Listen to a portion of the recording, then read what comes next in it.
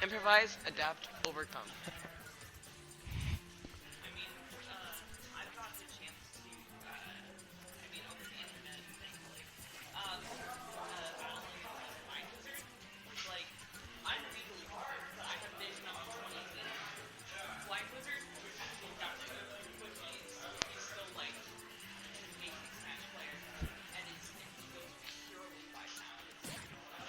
Dang.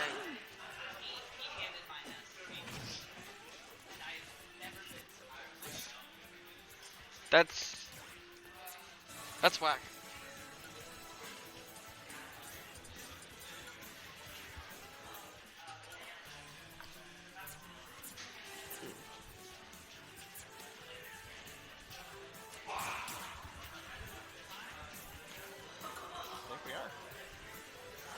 Alright, what's up, chat? It's your boy, Wienerboy3000, back on the mic, joined by the lovely OJ. Hello.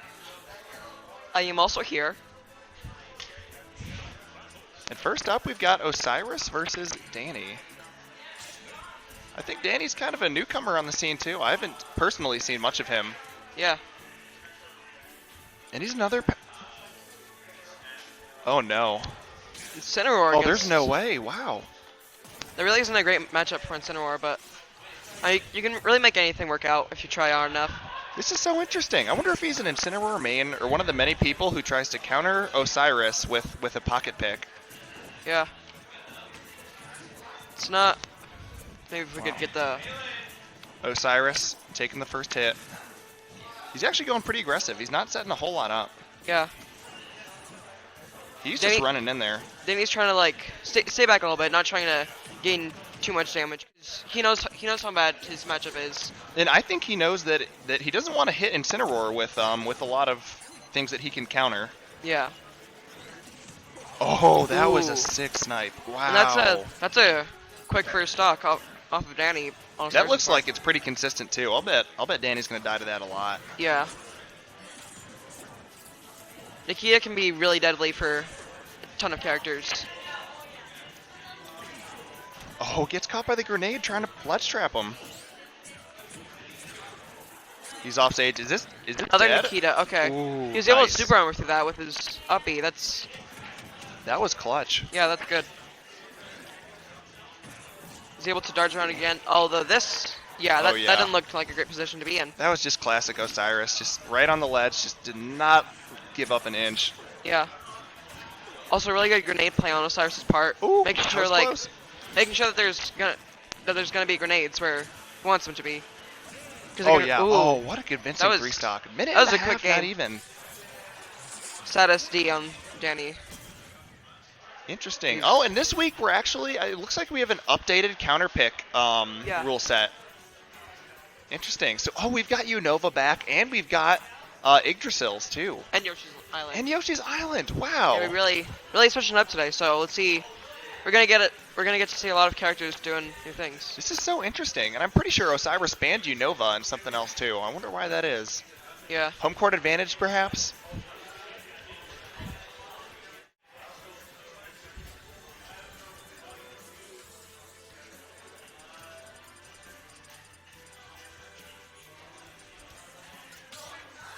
So they're going to Kalos Pokemon League. The platforms can be really good for Osiris's projectiles to land on. But also could help Incineroar a little bit. You know, because it makes it a little bit hard to recover. And he goes especially with Pikachu. Snake. Okay, it's adding up. Oh, he's going Pikachu this round. That changes some things. Decided he wanted to be a lot faster. Perhaps move like 4 rungs up on the tier list. Yeah, and this is definitely a better matchup for him. He's playing pretty careful too. Yeah, he's making sure to keep his distance, trying to get the projectiles in before he goes in. Oh, that was sweet. Yeah. Jab pressure and then runs away. Tries to go for a few baits, although no great punishes. Osiris is just running in with the nade and then go. Oh, hits himself. Osiris has gotten really good with his grenade management, because that's really a big part of Snake is his grenades. Because like, there's lots of other things you can do. You can like recover with them. You can zone out with them. You can camp with them. And like that, you can just like wait for someone to hit them. Then they take damage. You can go for it. He just runs up and then shields it. Uh-oh. Uh-oh. Ooh, he's really... Danny hit him with the jukes and then ends up off stage. That's got to be a flub. Osiris is just flexing right now. Yeah. Uh-oh, no. Trying to read a jump there. Was with his down air. That would have gotten him really close to dying. Maybe even be able to finish stock there. It's funny because right when this match first started, Osiris was playing way differently than the beginning of the first match. But it looks like he's just confident to get ready within one stock of playing him.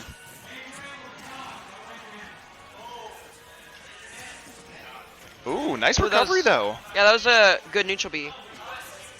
So yeah, that was nice. A lot of people like just disregard neutral B because it's weak and pretty slow. Good, easy to read. I think that's why he picks this stage too. It just kind of taps Osiris as he tries to edge guard him, and Osiris is outie. Osiris is outie 5,000. Yeah. Oh, and with, nice. And with the sides of the stage going all the way down, he can use his neutral B to go all the way up. Oh no. Help him recover from off stage. Osiris is going to get this double 3 stock. This is looking bad. The fadeaway Nikita. What a baller. He caught his double jump. He caught his double jump. He's dead. Oh, dang. That's That was fast. Yeah. Dang, dude. Although I guess that's what happens when you fight against the #1 player in your region. Yeah. This guy's a powerhouse. Yeah. With the patented all-black snake skin. Classic.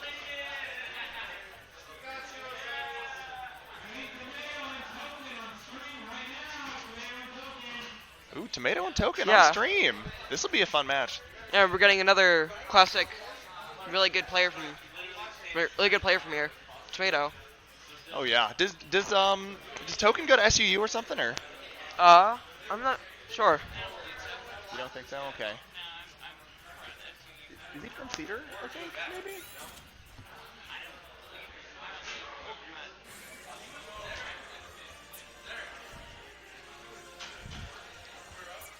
Yeah, let's see how this goes. Obviously, Tomato does pretty well. I think he was number 2 on the PR last season. Yeah, he was. So he's obviously a really good player.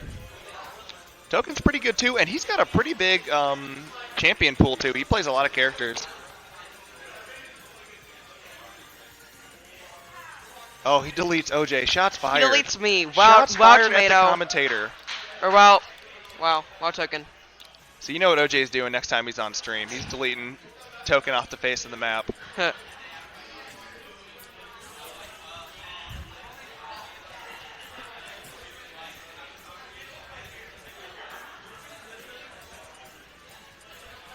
let's say we're gonna go off first. We're going to Pokemon Stadium. The starter stages are the same too on this new rule set. Yeah, I think so. The gentleman's to PS2.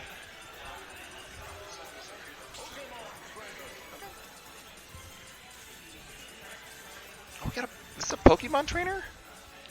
Is Token going Pokemon trainer? Interesting. Andy starts with the classic white girl Pokemon trainer. I'm a personal fan of Hawaiian Pokemon trainer myself, but, you know, to each their own. Yeah. Token's rocking the big dick energy tag. That's funny. He's feeling good. And he takes the first damage. Let's go. Oh, never mind. Yeah. Tomato being quick to even it out.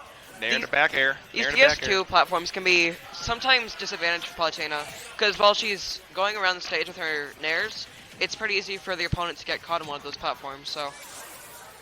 And that can pretty easily break the combo. Ooh, Ivysaur switches right away. I was actually thinking I like the Squirtle into Palutena matchup, but... I have to go. See ya. Alright, OJ is out.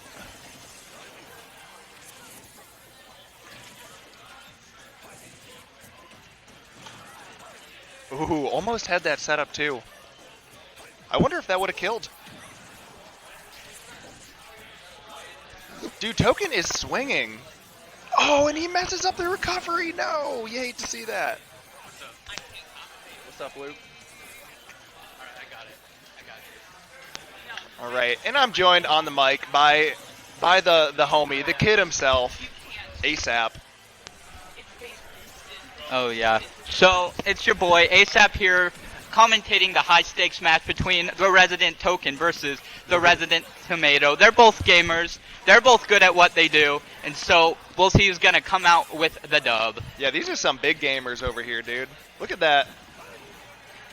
Big name gamers. Getting the side B. Getting the side B right now. Oh, man, in the counter. Yeah, Tomato Man knew he had to do Reads that. my man like the fucking Bible. Oh, he's done, though. Makes it stocks. easy. 2 stocks in less than 2 minutes.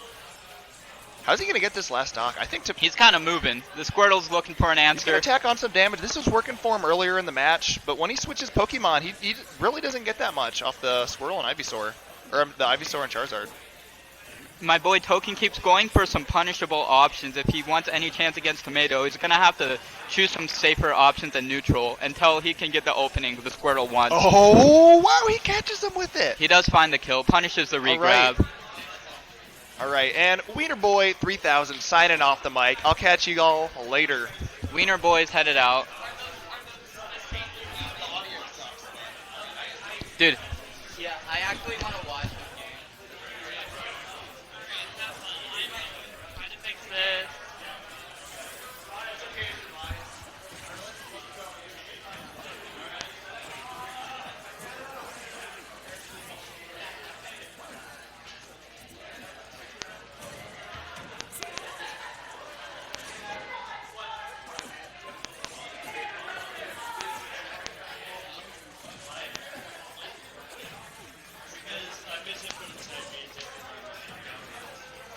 Dang it, Uber.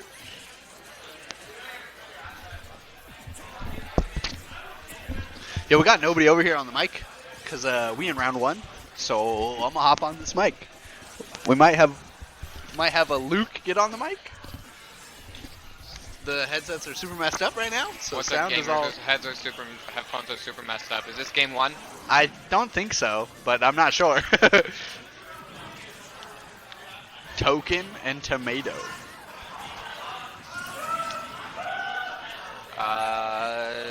Tomato with a good lead. Huge lead. Like, pretty much touch him. He didn't DI that out, but he got the air dodge.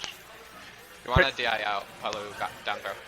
Pretty much if he touches Charizard with anything, Charizard's dead.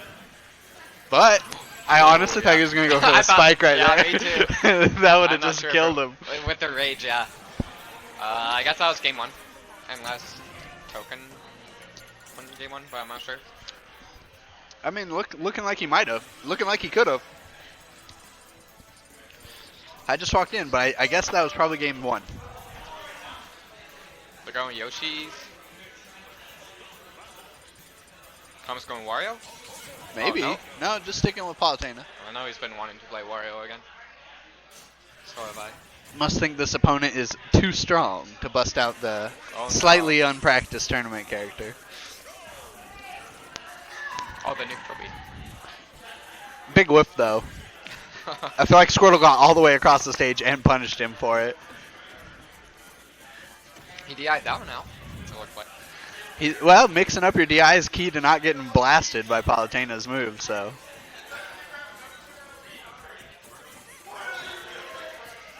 That was a nice pivot grab. Caught him landing.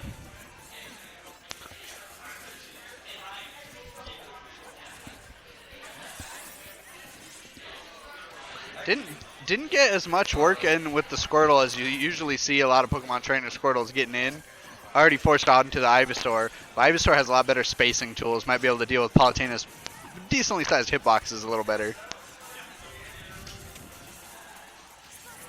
Falls into the explosive flamethrower and a razor leaf back to stage. Oh, does manage a good air dodge. Scary. The yeah. leaf almost killed him there. It was close. Going for the 2-frame, not quite getting it. It's really hard to 2-frame tether characters. Oh! My. Just says, do it. Palutena just saw him charging it and went, go ahead. Got the counter. Looking for some nairs against a heavyweight. Yeah, like about 6 of them, you know? Ooh, not quite getting the roll read. Doesn't opt to continue, just jumps through the platform with Nair. That covers up so much space. Oh, is it? Test, test, test.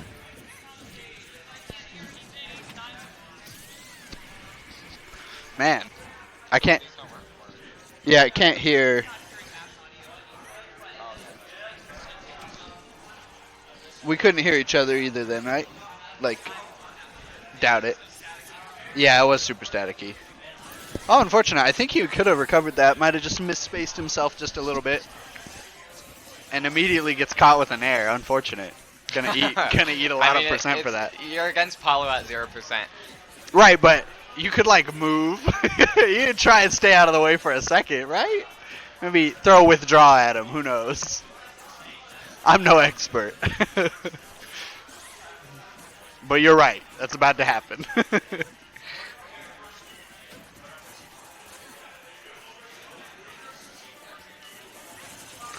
kind of just throwing neutral air out there, and I feel like Token's just kind of jumping into him. Yeah. Not playing very grounded, but I suppose when you're playing Squirtle, that's the name of the game you want to play. Is aerials. Finding some good momentum here on this Ivysaur. He's throwing out the Razor Leaves a lot, which is kind of getting him punished a little bit. Yeah, I think if he keeps throwing those Razor Leaves off stage, he's just opening himself up to some tragedy real soon.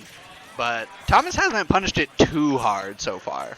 Going for another F smash. That one not getting countered, but he goes for another one, and it does get punished. Yeah, I have to imagine that one was a misinput. Oh, I don't think he should have side B'd. Yeah, no. Tomato taking that too well. Yeah, we take those.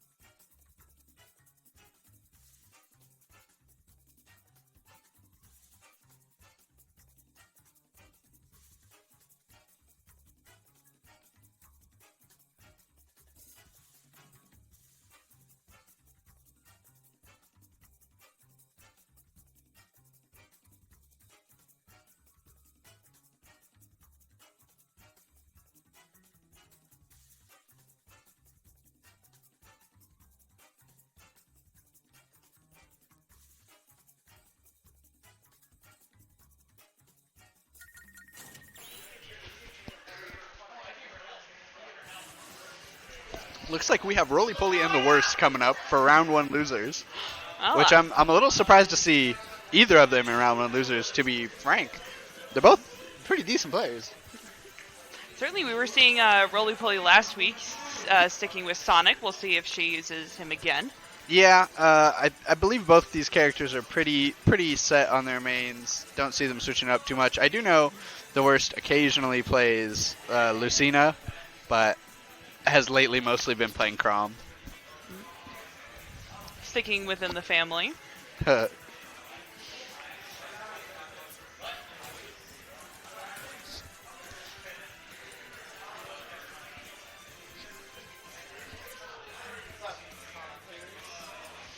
Doing my best.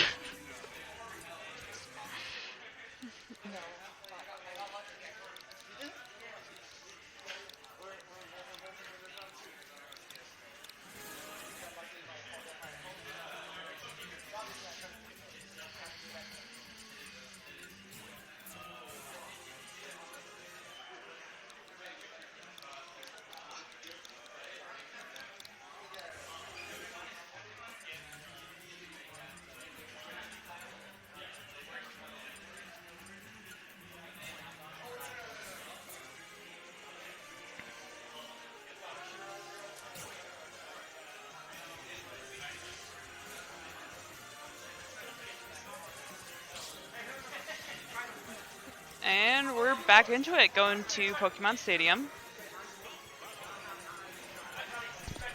with tags at the ready. And it looks like it will be Chrom and Sonic.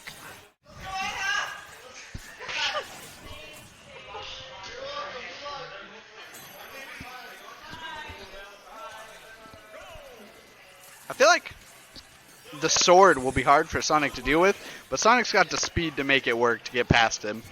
Certainly. Also, almost. I mean, you wouldn't really compare these characters together, but certainly, Chrom's grab attack is almost reminiscent of Sonic a little bit. His grab attack? His shit. Why?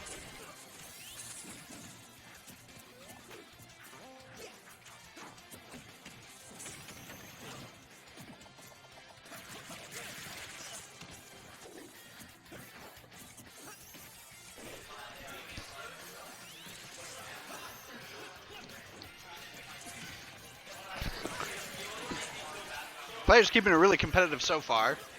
Yep.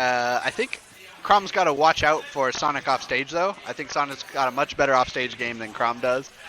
Chrom very vulnerable to getting gimped with the slightest touch. Certainly being one of the lighter characters. But a nice backwards throw off the edge, and there we go. Just like we said, watch out for Sonic on the edge there. It's a cute little trick that Rollie Polie likes to do, is just drop it, the up B right below your angel platform. So if you come straight down, you just bounce off it and waste a ton of your recovery. Waste a ton of your invincibility, I mean. Wow, that back air killed from all the way across stage. I wonder if that was a little bit of missed DI there. Still though, Chrom here getting absolutely rolled. Haha. Yeah, true. And obstacle going off for, stage. Going for edge pit. Yeah, Yep. doesn't die for it, but doesn't get the kill either. Unsurprising when the character's only at 11%. Correctly saving the jump there was Chrom to make sure that he could get back to stage easily enough. Yep. little bit of fake out a bunch there. of grabs, hitting each other's grabs in each other's faces. Dodges the spring that time. But it's not quite enough to save him as he is. Yeah, rolls right into that smash, unfortunately. Still though, nice shielding to block that roll. Yeah, that roll is pretty punishable if you can, but the Sonic can mix up where he's going quite a bit. Yep. Staying on center stage, although seems like both of them are a little bit cautious of heading towards the edge now with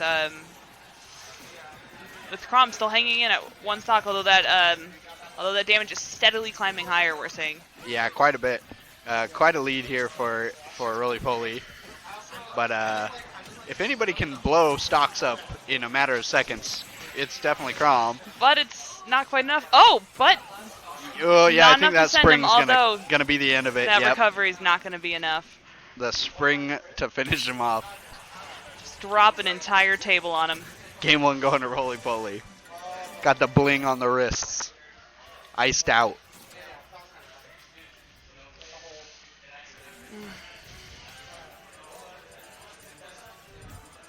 We opened up a bunch of new stages for this week's weekly. So we'll see if we get any interesting counter picks anytime in the near future. That's right. We have Yoshi's Island now. Yeah, a lot more. Unova League as well. Yggdrasil's Altar is up there. Got 3 more. Or I guess, yeah, 3 more stages. Although it looks like we're headed to Yoshi's Story instead. That's a great stage for Chrom, so. As far as I know.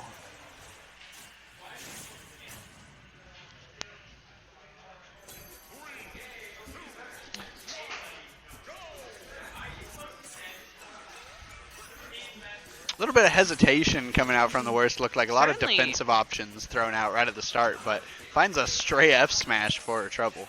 Mm-hmm. Yep, lots of caution I'm seeing from both players here. Not as aggressive as we're normally seeing at the start of a match. Yeah, Sonic's this Rollie Polie Sonic is a kind of a bait and punish style, kind of a tries to squeak out any openings she can find and then really capitalizes off the opening. But is a pretty, like, I want to almost say timid play style in general. Yep. Although, seeing right here, Chrom getting in and decreasing that gradient that we saw racking up with the damages. Yeah, right now doing a great job of keeping Sonic in the air and just juggling. Yep, already at that nice 100%, hanging in there. Yeah, and Very that's possibly, you could very possibly see a stock here any second now. oh for sure. It's easy kill percent. And for there Chrom. we are. Right at the hilt of the sword. Nobody was living that.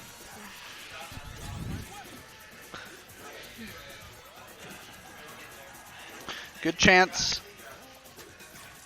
Unable to take full advantage of that though. Oh. Running out of those crabs, but it's not quite enough. Still though, Chrom hanging in there at I over think that 100%. But okay, that the spring didn't take him out that time. fool me once, shame on me. Drop a spring on me twice. Shame on you? I guess. Honestly, who throws a spring? Where are you pulling those from? He doesn't have pockets. Great catch there on that grab from Chrom.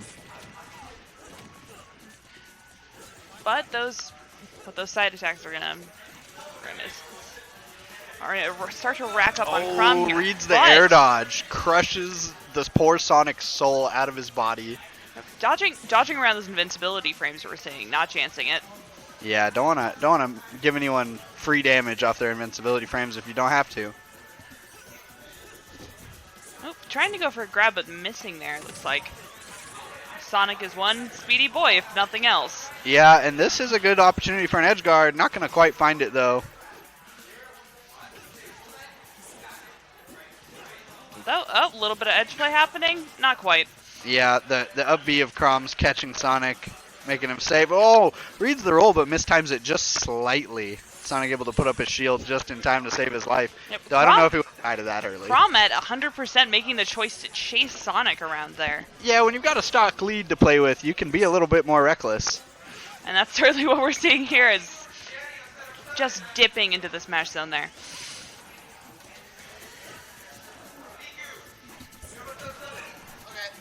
Have a game. I'll be back later.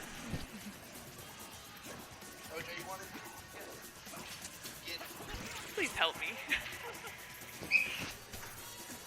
Chrom just waiting out Sonic to get back on the edge here. Having lost his stock lead, he's being a little bit more cautious, I think we're seeing. Yeah. Hello, I'm back.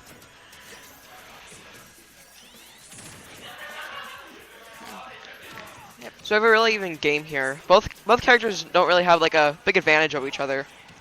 Yeah, and what we're seeing so far too is lots of flipping, lots of dodging, not a lot of very intensive battles. Although that's gonna end it right there. Sonic back air is one of his stronger moves. So. Yep. Rollie Polly taking the second match. Although Chrom put up a pretty good fight there, but losing that stock lead is definitely what did it for him. Yeah. Making that decision to really chase Sonic at 100%. Yeah. Maybe not the most successful strategy. Yeah.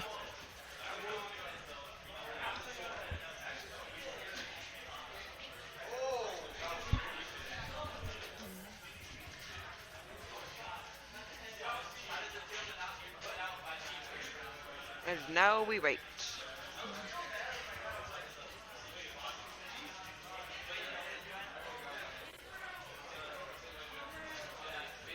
Can you hear me in your headphones?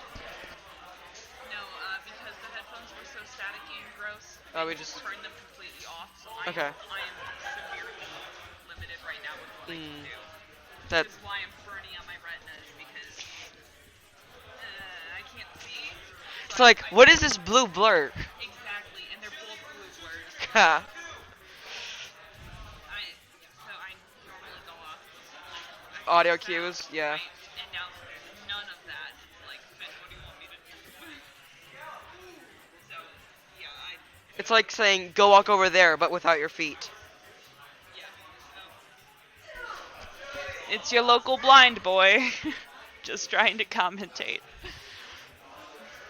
F in the chat. Yes, please. F's in chat for my vision.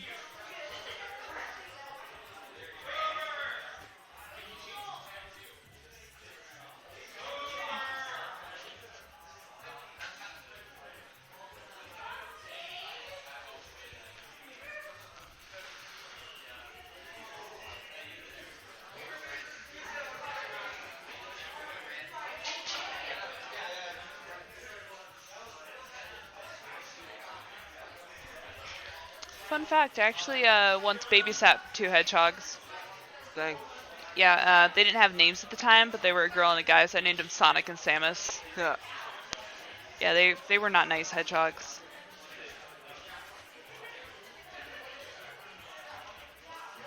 They were cute though, but they didn't like me very much. Dang.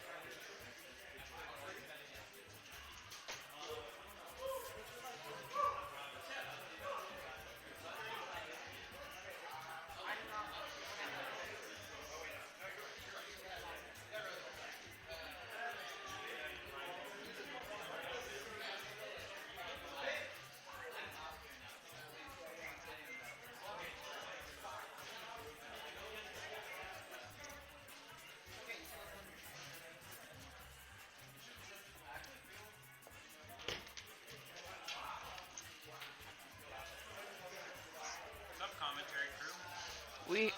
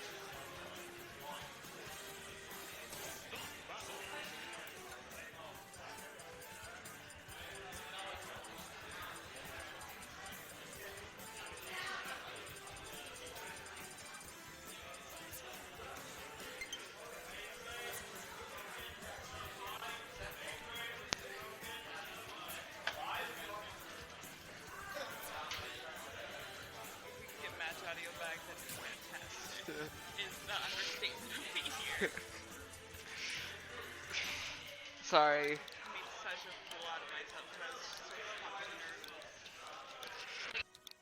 I've done this for weeks now. It's okay. I know what I'm doing. Freaking grab attack. It's like when someone says describe this thing that you've never seen before, it gets pretty difficult. So. Yeah, it's like. Thank you for covering my blind eye. That's it. So I hope it comes back. Yeah. And hopefully they check out the World of Light theme repeat in the background. Where Yeah. I actually do the thing. Colors, even. It's like it's good. It's a good song. It's just not that good. Yeah, it's got the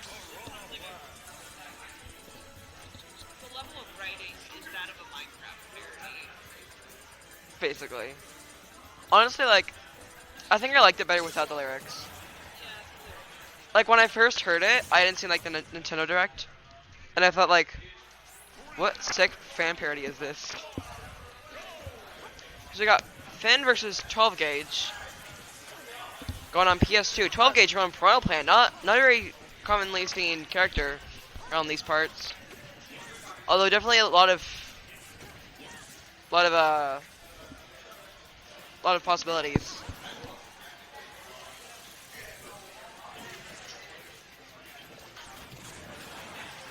That win box. Kaboom's win box is like probably one of the biggest hitbox there is in the game. So, or one of the biggest.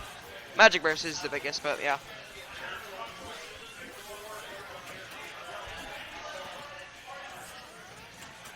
Both trying to zone the other out.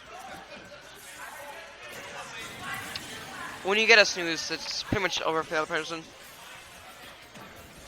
Finn, what looked possibly like top decking, accidentally got zoom. There isn't any audio. Just put that down. Oh. So, you're on, but you just can't Okay, cool. hear anything. Hello.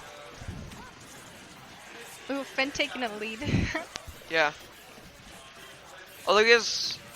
Ooh, a whack. That... Jumpy can be pretty risky because it does extend your hurt box as well as hitbox. Yeah. So, if they're out of range, it can pretty easily punish you.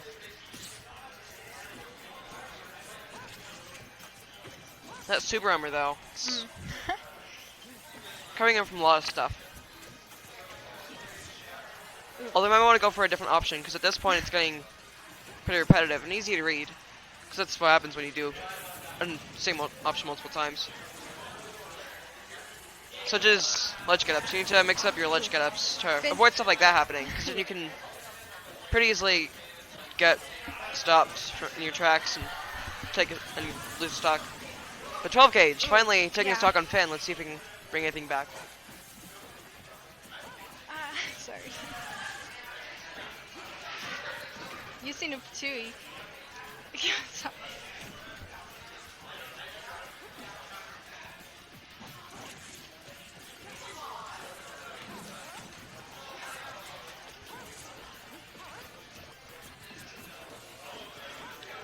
Been really trying to like apply some pressure here, trying to like stay out of Primal Plant's range while also still being able to get in there and do some damage himself.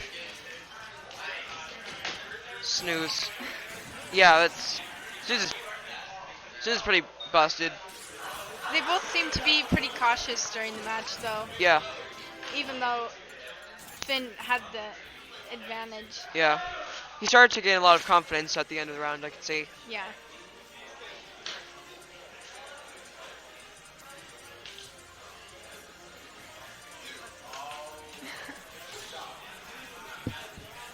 On a Kalos Pokemon League. This is really like the biggest like edge guarding stage. Yeah. Because those platforms that really give both the recoverer and the blocker a lot of options.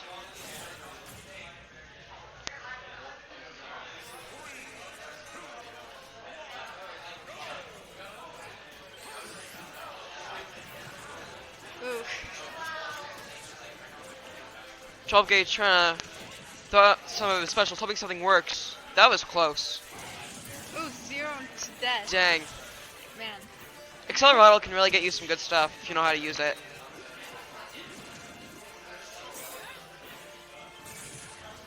Ooh.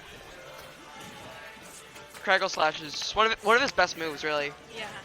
If you can time your punish right, you can get a lot of... It's basically like a free shield break if you can time it right. Another Accelerator. Let's see if we can get anything as great as last time before. Ooh, he tried. He went for that down air. Just missed it though. But that time he didn't. Yeah, Finn is really playing aggressively. He knows that he can apply pressure to Primal Plant. And So- he only has 34% right now. Yeah. Oh, 57, but yeah. Because like just one game against an opponent can really get you a big advantage. Like, because then you can see that their habits, what they are, if you're paying close enough attention. Like you even sometimes just like start to, it's like subconsciously, or like pick those habits up, Ooh, nice. figure out what they are. Oh, Hatchet and Man to end three it off. stocks. Oh, that was. Hatchet Man is probably like one of, if not the best move that Hero has. Yeah. Because while you're charging, your hitbox like leans back, so it becomes like a little harder to hit and grab. Oh, well. At least a fun match to watch, even though Yeah. 12 Gauge had lost.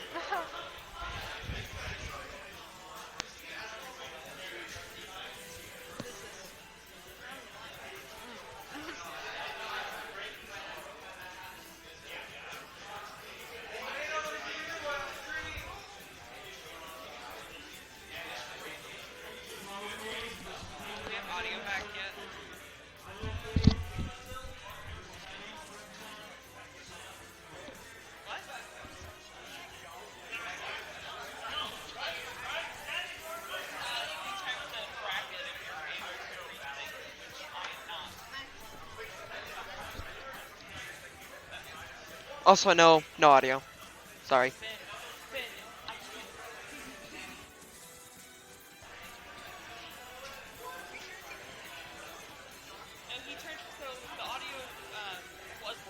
Yeah, it was really messed up.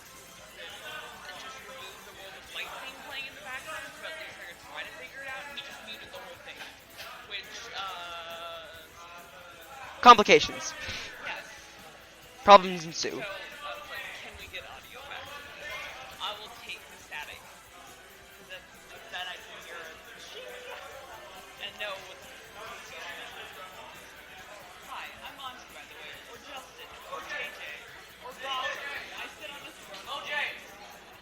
Oh.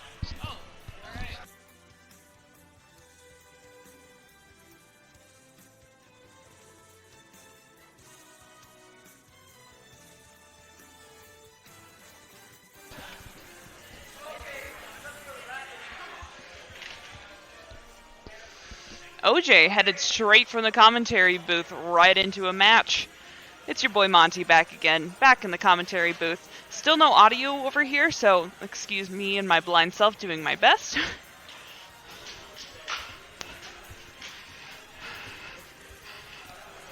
I'm not gonna try.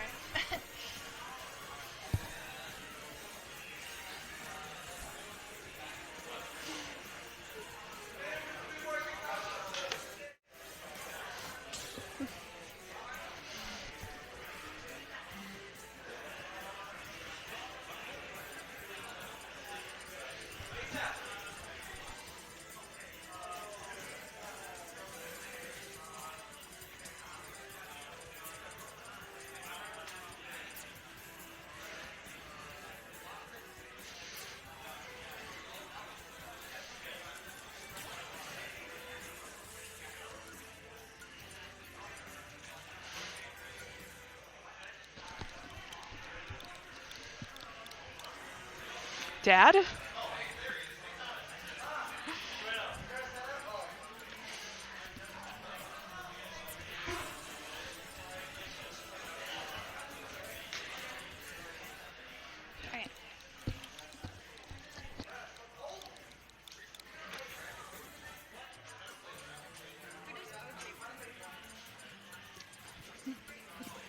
I've seen him, if I'm not mistaken, and I might be mistaking him for another small blonde fellow, I believe he might be playing Hero tonight. Oh, really? Mm-hmm. Well, this is gonna be interesting.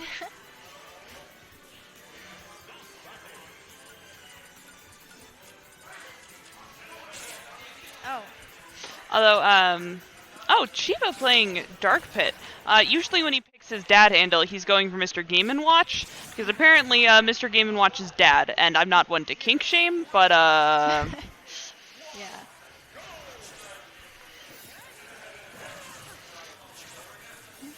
Alright, yep, true to form, we're seeing Hero over here. And quite a bit of a change from the last match. Right away, we're seeing the players get in there, they're getting aggressive. Trying to throw in some projectiles over the edge, hoping maybe to catch, but doesn't quite. Hero staying on that ledge. Oh, using those arrows to the best of his advantage. Stacking on the damage, and that is enough to send him into the Smash Zone. First stock at 31%.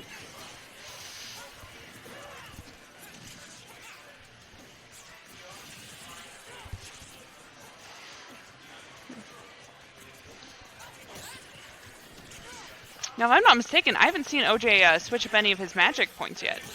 Yeah.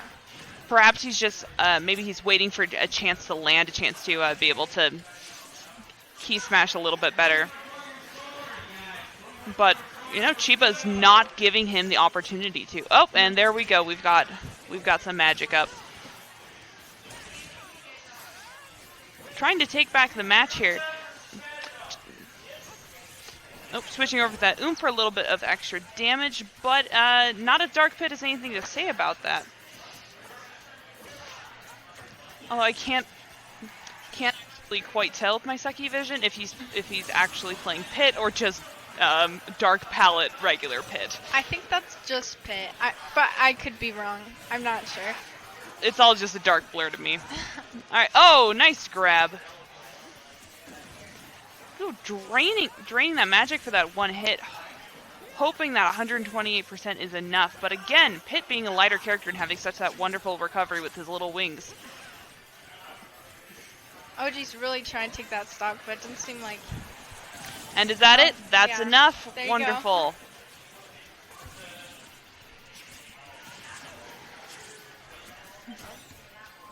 Oh, any Oh. SGs.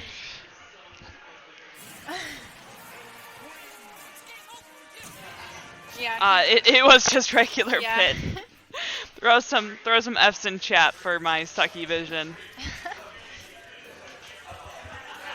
Okay.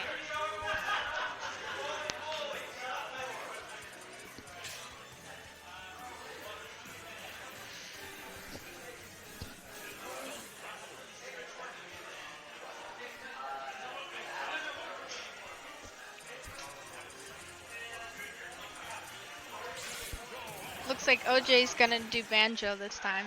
Mm-hmm. Switching over, maybe maining DLCs we're seeing. Black Bear Banjo.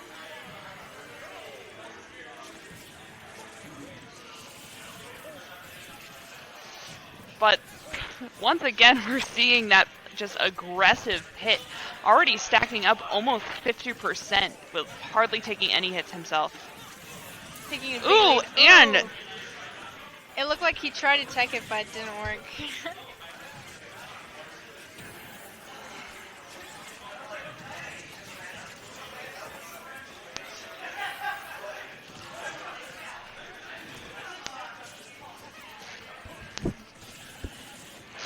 oh, although stacking on some damage there, hoping to maybe recover from that. It could be an even match, but it's hard to tell from right now. Certainly, I haven't seen a lot of OJ playing Banjo, although, to be fair, I haven't seen a lot of anything.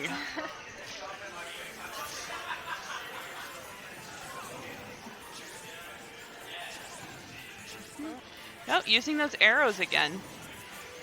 A lot of projectiles going on here. Certainly, we were seeing him earlier, and there we see that nice handy trick again of using the projectiles to try and send him just off enough to SD. But Banjo was having none of it and charging up the smash attack, but not quite landing. Ooh, looking like Chiba might get a 2-stock lead here. Although, once again, with both of their percentages so high, anyone could take next stock here.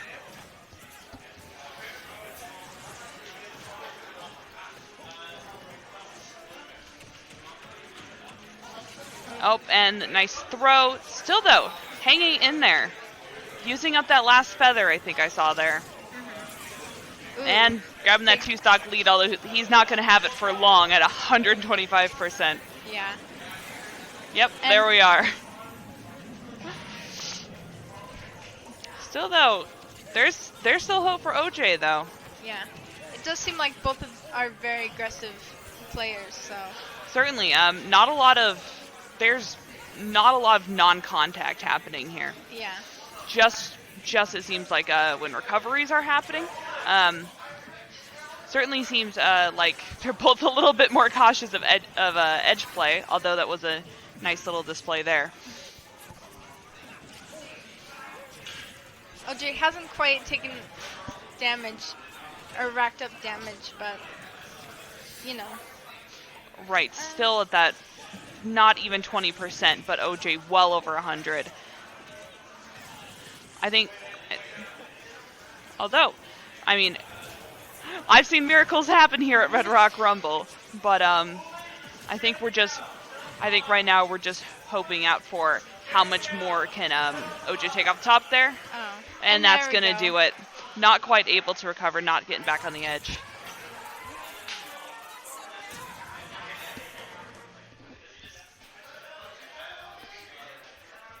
Still, though, excellent match. Yes.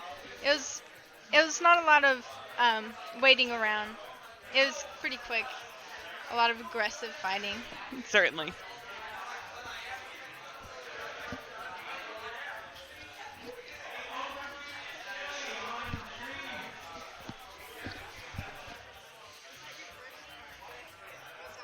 That's my first loss. That's my second round.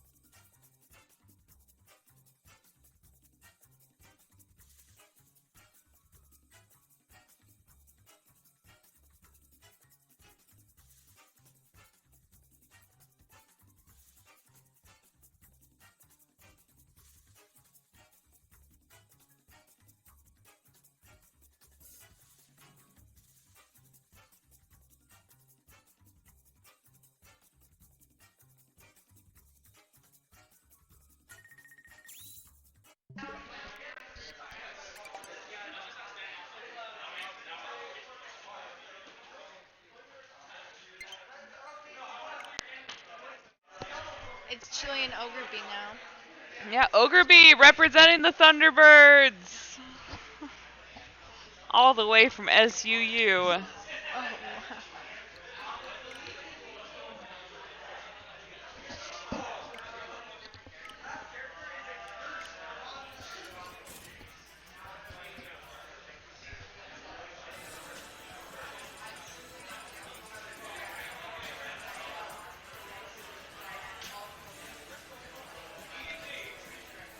I want to keep chat pulled up on my phone, but my phone is dying.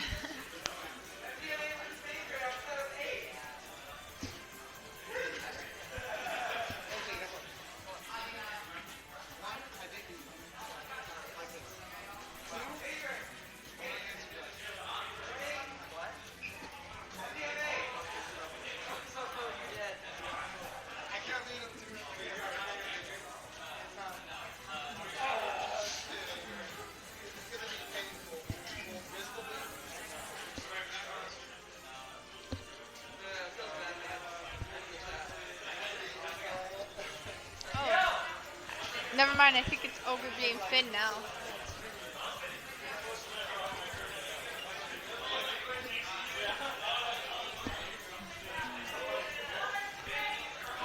A little bit of a party gathering.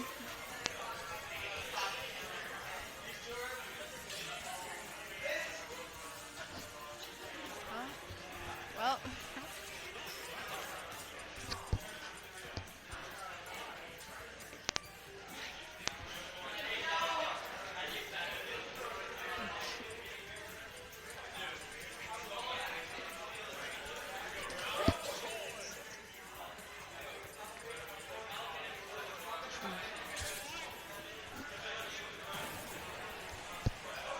Is it cold in here, or is it maybe just a little chilly?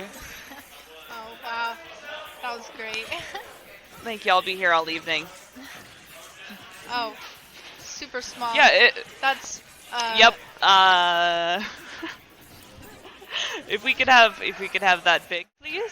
Thank Okay, you. yep. There we go. Starting off All right. pretty even. So Oh, far. yep. Ogre B climbing into the 100s already. Chili using. Oh. Yep. There's that excellent projectiles that we've been Oh. seeing from Chili's. Just volleyballing these bombs off of the edge. Ogre B hopefully getting a little bit more smart about these bombs now. Trying to stay off the edge. Oh, but SDs. Oh. Picking up the bomb, hoping to tossing it over the edge. The best defense is just picking them up and tossing them. It's still a pretty Whoa. even match so far. Absolutely, yep. Immediately going and grabbing those bombs, not giving him a chance to detonate them, because they lay a hefty punch. Now, Ogre B had a tough start to the match, but he might be coming back here. Although, nope, not quite. Chili trying again to use those projectiles to box him out, but Ogre B got smart. I can hear the furious clicking of the GameCube controller from over here.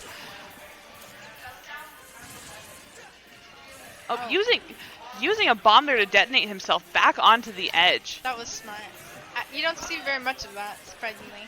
Certainly, a little bit of damage, but if it saves his stock, then certainly it's worth it. Shielding against that bomb to throw it right over the edge, as well as Chili going down. But again, Ogre B at about 130%. He's we'll see how long he can hold on to that stock lead. Hopefully, any damage here that he can get before losing that stock is going to be just a godsend. Yeah. And there he goes. Still though, not a bad amount of damage to lay in. Just trying to get as much of a gradient as possible before going into that final stock, because once we're here, ladies and gentlemen and everyone else, it's anyone's game. Throwing that bomb after him.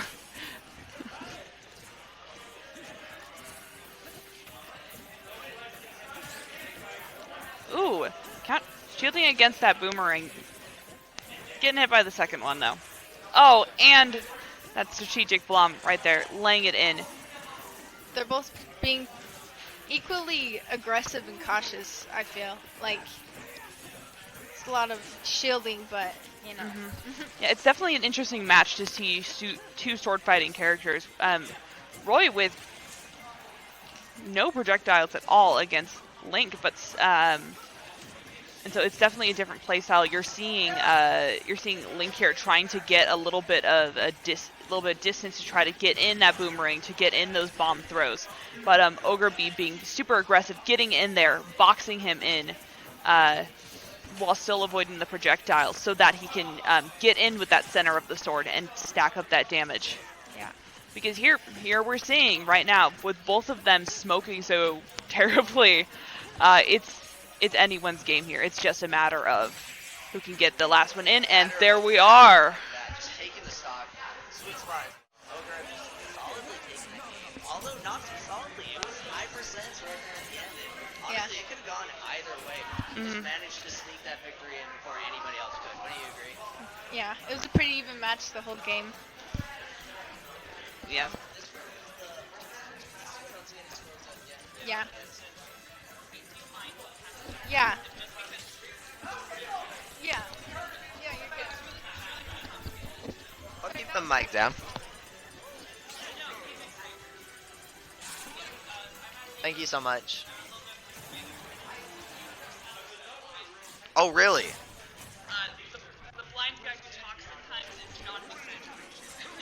Well, folks, it looks like we have Ogre kind of shaken by that first game, switching off to the Joker, seeing if he'll get him better results, and Chili's just solidly getting that bomb out there, creating a neutral situation. Ogre having none of it, though, trying to get in.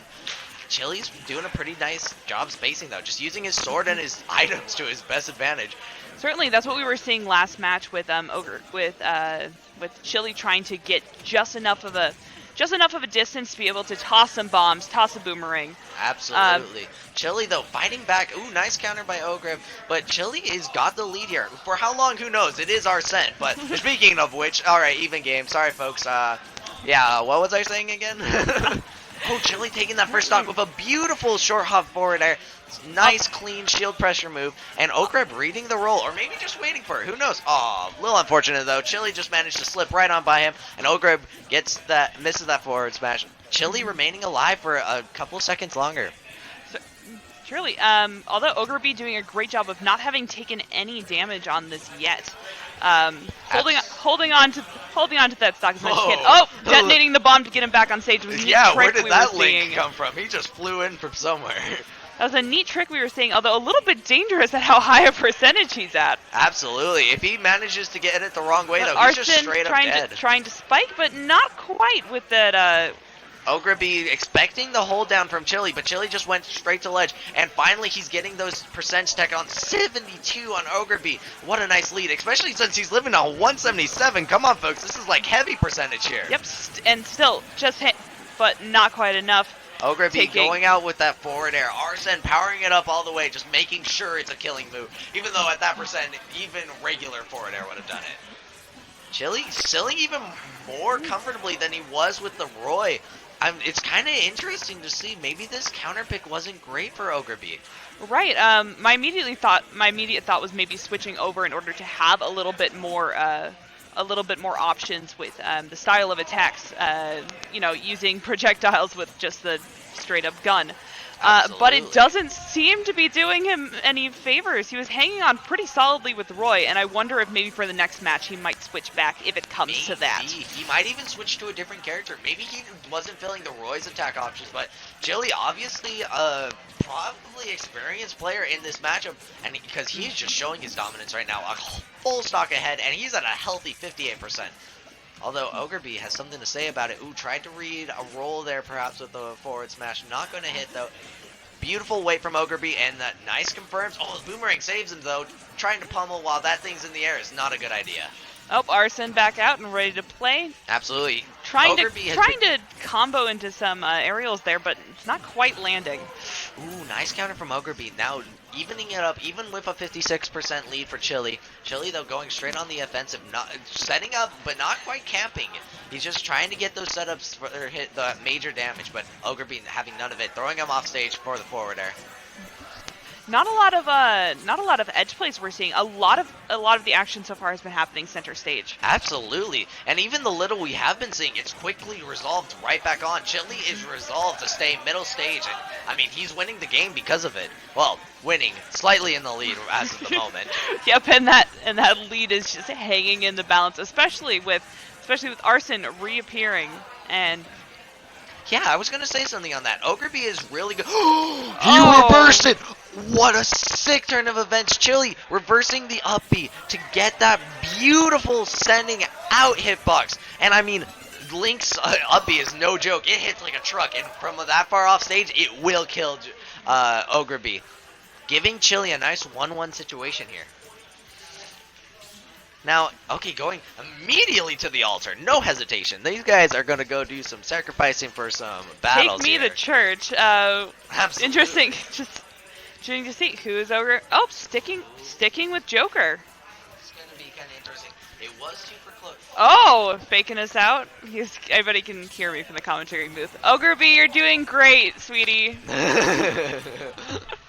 Oh, going back to our sword boys. Absolutely. Maybe he was not satisfied with that win, but he's going to have to be satisfied with it if this is the option he's already going back to. Ogre a master with most of the characters he has, but Chili is just having none of it. Beginning game, 47%, 57%, racking it on. Just keeps going, 80% on Ogre and only 8% on him from one jab. Ogre better start putting in the work with these combos. And we can see him trying, but some nice shielding from Chili is just not letting it happen. Absolutely. Ogre B almost needs to go for more grabs with how much Chili is shielding, although I don't want to say that too loudly, you know. But Right. the bomb, though, covering him from a dash forward. Ogre B taking control of it, though. Oh, went up for a grab, but turned Yes, that himself has been around. something we've been seeing. Ogre B is very good about grabbing those bombs and getting them off of the stage as quickly as possible. Because if you get Absolutely. hit with one of those things, it's not a great time. Either toss them up in the air and get out of the situation, or just toss them off stage where there'll be a moment. Ooh, and on his meaty down air from Chili, taking him right off the top. Ogre B only have 49% on Chili, but I mean, hey, he's getting it back. Nice weight from Ogre B, not resulting in anything though. Chili with a beautiful weight, getting comboed though. Is this what Ogre edge B play? needs? Not quite. Both of them jumping out, seeing it's not very fruitful, getting back very quickly. Looks like Chili just barely missed the second hit. He did it again! Oh. He's freaking, what a madman! He's just going for these. He's hungry for them after that first kill. I mean, if it works, if it ain't broke, don't fix it. I mean, I'm working on Ogre B for some reason. Beautiful, beautiful air presser from Chili, actually. He's using his nairs, his items, and his boomerang to get beautiful strings like that that are just leading into a lot of percent. Stuff that Ogre B doesn't really want to be seeing right now in this huge deficit. Yep. Oh, Chili killing himself so that he can trade the stock. And this is an awesome situation for Chili. A whole stock ahead, 2-1, and Ogre B has to really play on the offensive against a Link like this. Although, nice start though, 26%. Tried to lead it up into a combo off stage, but Chili getting right off the stage, and now he's back center stage where he likes to be.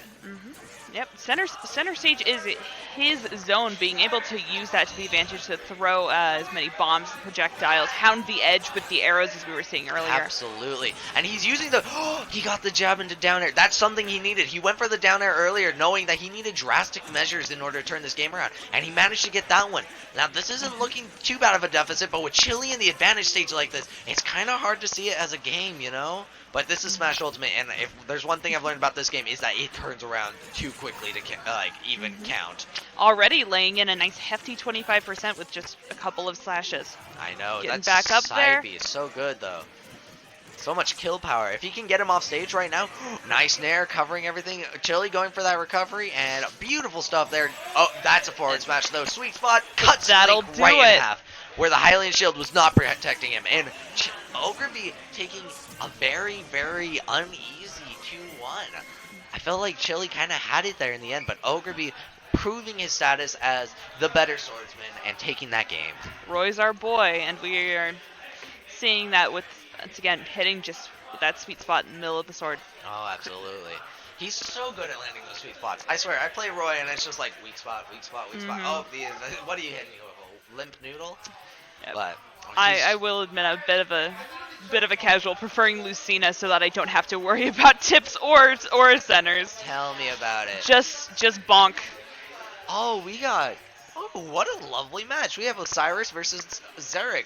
Currently still broken-handed is Xeric, but I mean he's still got a mean Ganondorf. It's not Nairo mean, and that thing is mean, but it's pretty good. I'm wondering how Osiris will do against it with his slow snake play. I feel like if he doesn't manage to get those grenades to interrupt those combos and then turn them on Xeric, this could be a very one-sided game. But, of course, Osiris being a master at the explosion craft, I mean, he's got this stuff down in the books.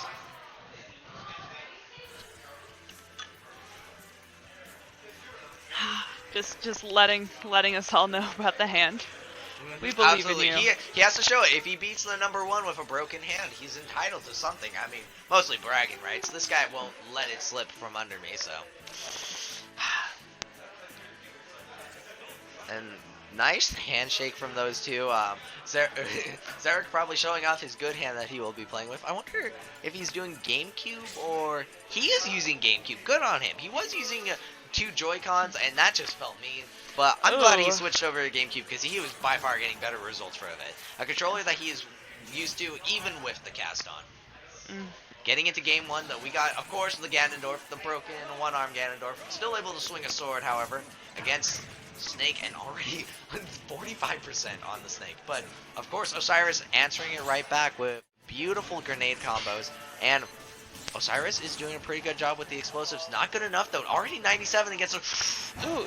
Every time I see one of those, I just scream in terror because I mean, it could break shield, it could kill somebody. Who knows, you know? What? Oh. Oh, and not able to get up to the edge, getting trapped underneath. That is something that we've been seeing pretty consistently with Pokemon Stadium. That's if true, you get though. caught underneath the edge, you are self-destructing. It almost looked like he missed the air dodge though, but it certainly could have been him air Ooh, dodging into but stage. a nice Using that launcher Cypher right there. in order to keep one of the worst recoveries in the game off stage. Going for the jab though, Osiris knowing better, just using that nice down tilt to outspace and outrange him. So good. Oh, kudos to hoping him. for those. Oh, nice nair though, blocking that Cypher. If you do have active hitboxes, like Cypher kind of just dies in the water, so that's good. Osiris though using the Cypher for great effect while recovering. It's kind of scary because if you don't know how to cancel that. Oh, and Oh, I felt that one. Like I'm hurt over here. Zarek is playing out of his mind against one of the best here. I mean, of course, Zarek's no slouch himself, just doing excellent gameplay with this, but Osiris, I'm not sure if he's not finding the setups he's looking for, or if he needs something else. Waiting out those projectiles, hanging on the edge there. A little bit of a dangerous game, but he's... Ooh, going for the forward tilt there. Osiris did manage to outspeed it, I'm going to say, because of how fast that happened. Ooh, nice up smash though. And Zarek going for the risky option of side B off ledge, and I mean, it wasn't right.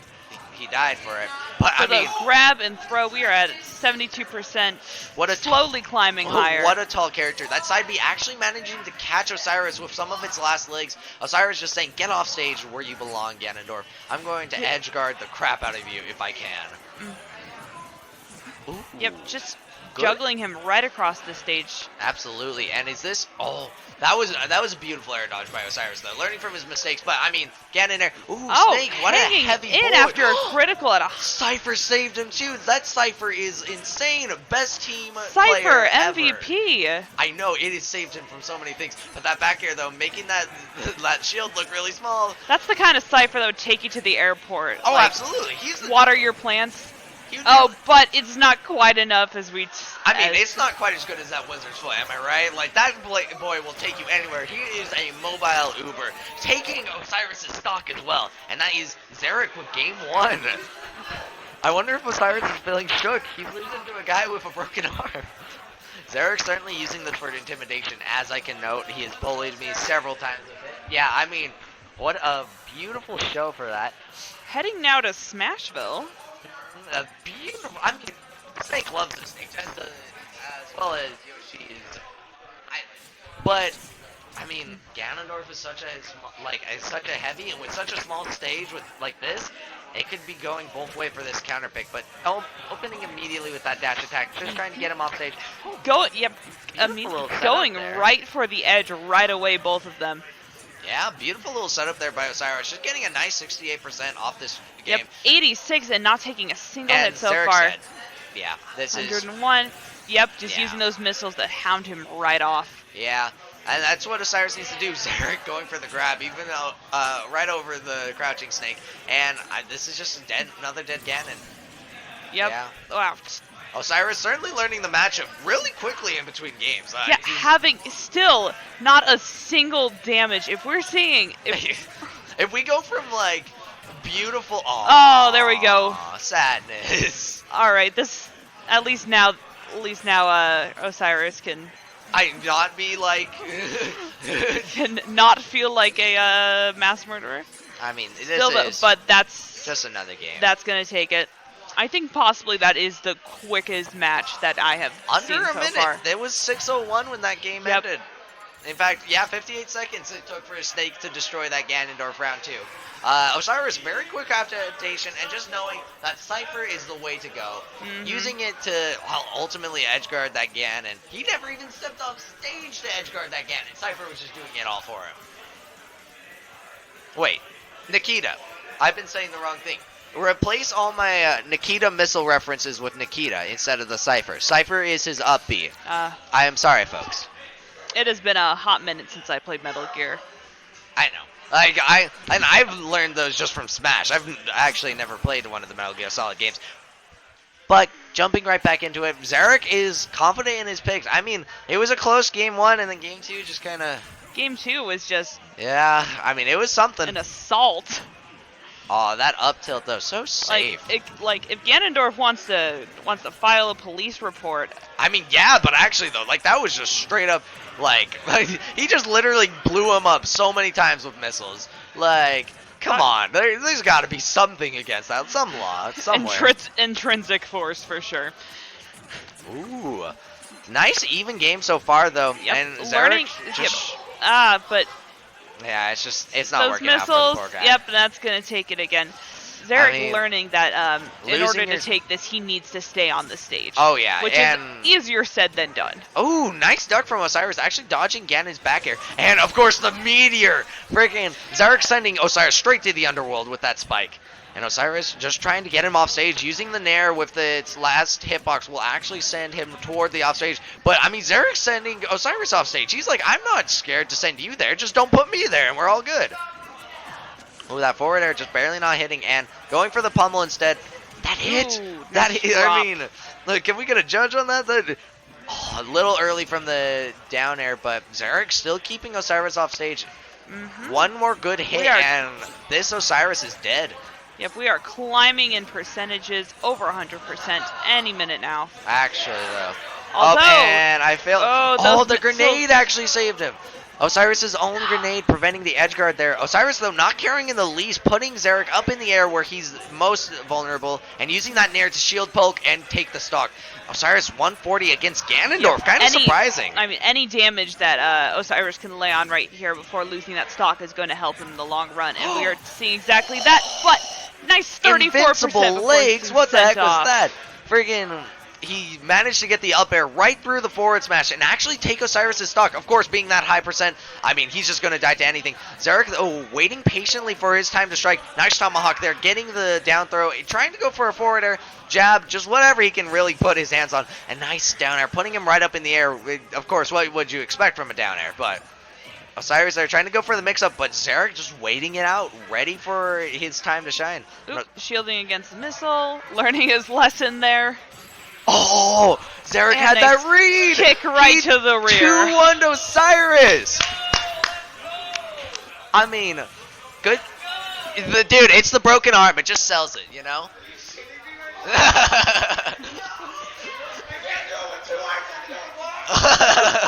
It's intimidation. Like, he was literally shook.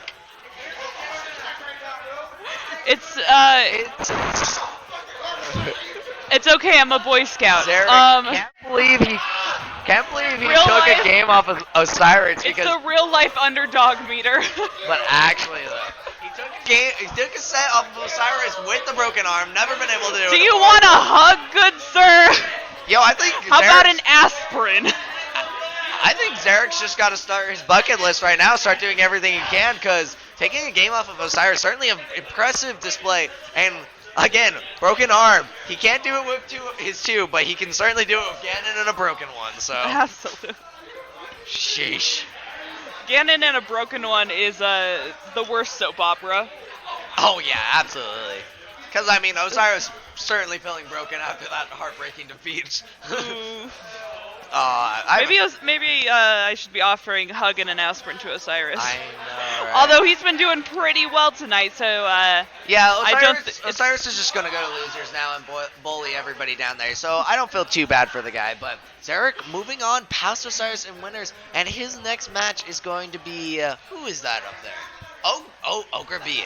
So our next match, probably on stream, is going to be our very own Zarek versus Ogreby, who just barely took the games against Chili. Let's see how he fares against the one-man Ganon, you know? Ogreby coming back. Go T-Birds. I know, right? Now, against Ganon, he really just has to go Joker, right? Because Joker half the time is Sheik, and the other half of the time he's Ganon, but with Sheik frame data, you know? Mm-hmm. So, you know, that'll be a pretty interesting match to watch. Kinda not exactly sure what I'm looking forward to here tonight. I'll tell you what though, very heartbreaking tournament set for me. I went 1 and 2 today. I just could not.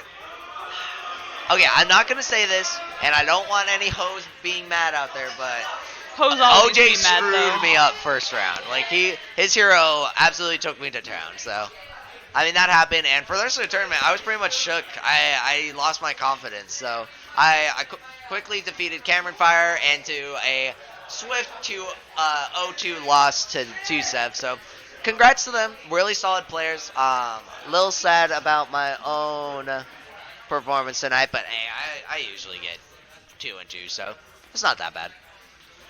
All right, we're finally. Oh, maybe not. Maybe not Ogre B. We're getting Finn and Tomato on set. This is gonna be cool. We got the one-man Palutena versus the man with all the things. Finn.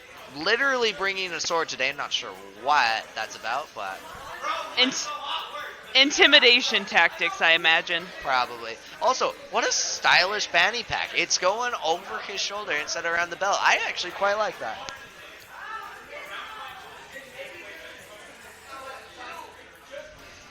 Just kind of waiting. Tomato just holding the conversation for a minute, letting us commentators relax. Not sure you can quite hear them, but I mean, they're chatting away over there, these two friends. Just good buds, about to kick each other's asses. Yeah, I mean, but actually, though. So, yeah, these two are good players. They're just both super solid in their game plans and also adapting their game plans to whatever happens. So, I'm quite excited to see this. And, of course, going for the music pick, just striking right to PS2. And Beautiful. let's see what type of music counter pick we get. Battle of the Summit, Elite 4 battle. We got Steven on. Oh, we're going with. I'm not quite sure. Was that? I guess we'll see when the match begins. But looks Maybe like. you'll see. Oh, Hey. yeah. You know what? We got two blind commentators. I can barely see in. Yeah. Not quite sure why he yelled it that way, but going into it. Now, I have not seen this pick from Tomato in a while. We Yeah, got. I have not seen a single Wario on stream. So, I played here this. we go. I played this Wario once and it was a nightmare. But Finn taking it off really nice and easy. Just Nice, using spacing. 69%. Absolutely. and But ruining it. It's I mean, gone, but still. Oh wait. Oh. No, the Tomato going back down to it, trying to make sure that he keeps it that percent. Come on, maintain the meme. Finn just kind of pressing all the buttons there, and it worked against the Wario. Not sure how this man is going to get in against the sword, but we shall see here pretty soon. If he can get a nice Wario combo going, though, I have A trust wombo in Tomato. combo, if you will. Oh, absolutely. Oh, air dodge off stage. Oh, now with and death. gliding right underneath. Ooh. Wario, too floaty for his own good, honestly. He flew right off stage. Although, tossing that motorcycle. Oh no, it's a grease fire now. I mean, You have to pour baking soda on that. Ooh, nice up smash from Tomato. And that'll take stock. Yeah, that up smash, the big-headed Wario will take the stock, just like all of his other brothers in Mario World, so. Ooh, lots of airs, a lot of up airs, just trying to get a string started from Tomato, and he's just quickly escaping. Finn, though, using his giant sword to just keep him at bay, and the bike actually just taking all these hits, except for Snooze. Snooze will go right through it, but... You cannot make a motorcycle sleep. Yeah, sadly. Scientists have wondered for years, but... I mean, there isn't a cure for You it. can, however, sizzle a motorcycle, and that is what Finn is switching over to. Yeah, nice Colorado from Finn. Just trying to get some stuff started, and good double hit from Tomato. I mean, these two are really playing a footsie neutral, but I mean, Finn's just winning it so much, you know? So though, Warrior hanging in there, getting in, we're not seeing a lot of wombo combos, if you will. Nope, and that kaboom will suck him right back in, trying to Yep. jump away from the bike in an epic explosion scene, but not gonna happen Not here. quite. Michael Bay is not in the house. Yeah, not a lot of combos happening, but we are seeing, Yeah, we're Tomato. definitely seeing Tomato relying on the, Nair to carry him, really. yeah, and trying to use that bike, although, Oh, nice zoom from quite. Finn, just getting right out of that situation. Well, yep, Zoom, nice little get out of jail free card. Absolutely, though. Down tilt to But dash that, attack, not quite killing, which is kind of surprising. At 130, you obviously expected it. Yep. Oh, going for a grab, but not quite landing it. Throwing his bike right back at him. Just holding on to that over Going back 100 for as long Zoom, as he just can. Getting out of these situations when they present himself. But Tomato not really getting anything started with, like, Wario combo-wise. Does have the waft on deck, though. So if he can take this stock, wing a back air just like that one, this is an easy 0 to death range. Finn has to play it super careful. Yep. Oh, getting in oh my there. gosh. I was about to say, if he gets that... Oh, sent him the wrong way, though. That was so dead if it managed to get to the right side of it. Incredible comeback from Wario here. I mean, it's just an even game again. Like, 89 to 85, like, this is literally as even as you could possibly want it. Yep, Finn, those are the combos that he was trying to go for earlier. And he finally lands it on the last stock of all things. Using the bike to get back and trying to use that up B to get him off, though. Finn just going to the skies, trying to protect himself, and going off stage against that back air. Oh, getting back into that zoom to get himself out of trouble. He's gotten zoom every time he's gone off stage. At some point, it's just got Bang actually taking it. Incredible. Oh, this freaking Finn following him up with that zoom, but questionable DI by Tomato actually getting Finn the game there. And Tomato was kind of looking rocked that entire time, but just that one combo from Tomato, and it was just an even game yet again. Of course, going back to the music counter picks, we just got the title theme for Animal Crossing. Just a nice solid pick from Tomato, I think. And let's see here. Finn's probably, yeah, most certainly. Ooh, both characters staying. Tomato's not going to Palutena. I don't know about you guys, but I kind of like the Palutena hero matchup.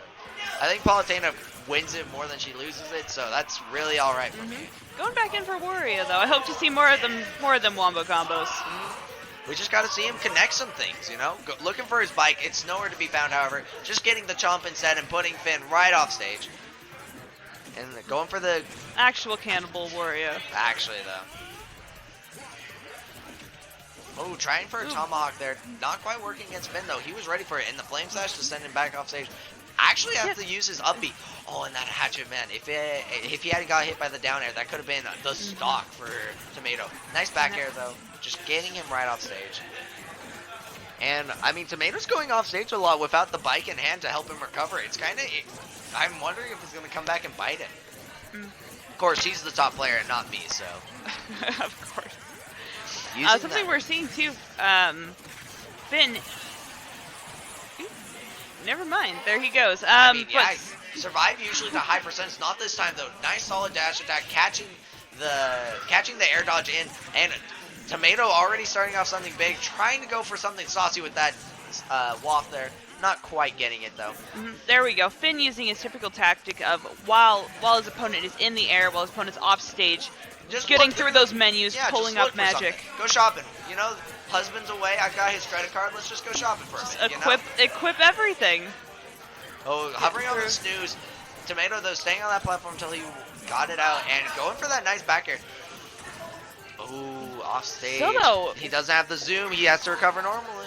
Still, though, Wario hanging in at almost 160%. I know. Absolute legend, but not from too much longer. Now, Wario's one of the most interesting characters because he certainly got some weight to him, but at the same time, he's like such a light and floaty character. And Tomato just going for a ride on that top platform. I mean, like, why not? Enjoy yourself, man. You're in the semifinals, I believe.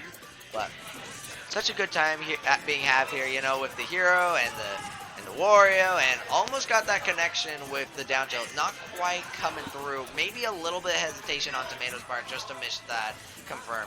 And Ban is just playing it so safe. He is like, I might... Dodging around. I know. He has the oomph activated. He just wants something to connect. Oh, and that dash attack, of course, will connect. Still living, though, at 120 before hit. Holding on the edge, trying to wait it out, but... Up smash. That's gonna get him. It took the first stock in this game, and it certainly won't be the last stock taken. So, ooh, nice nair, getting the falling up airs. Nice 36%. Is it stopping there? Yeah, it looks like Finn's throwing the bike. Retreat, though. Mario actually managing to chomp a bite off of that bike before it fully exploded, and he's just he's out of MP. He's dead. And, ooh, oh, went for the wob just to disrespect. Tomato showing full dominance in that game. Solid 2-stock by him. Finn looking kind of shook, just knowing he was out of resources, trying so desperately to get back to stage. Kind of curious why he didn't go for the air dodge there, but to every man his own. And that will result in a Tomato 2-stock. Now, I don't know about you, but Game 3 is going to be tense as heck, right? Oh, absolutely.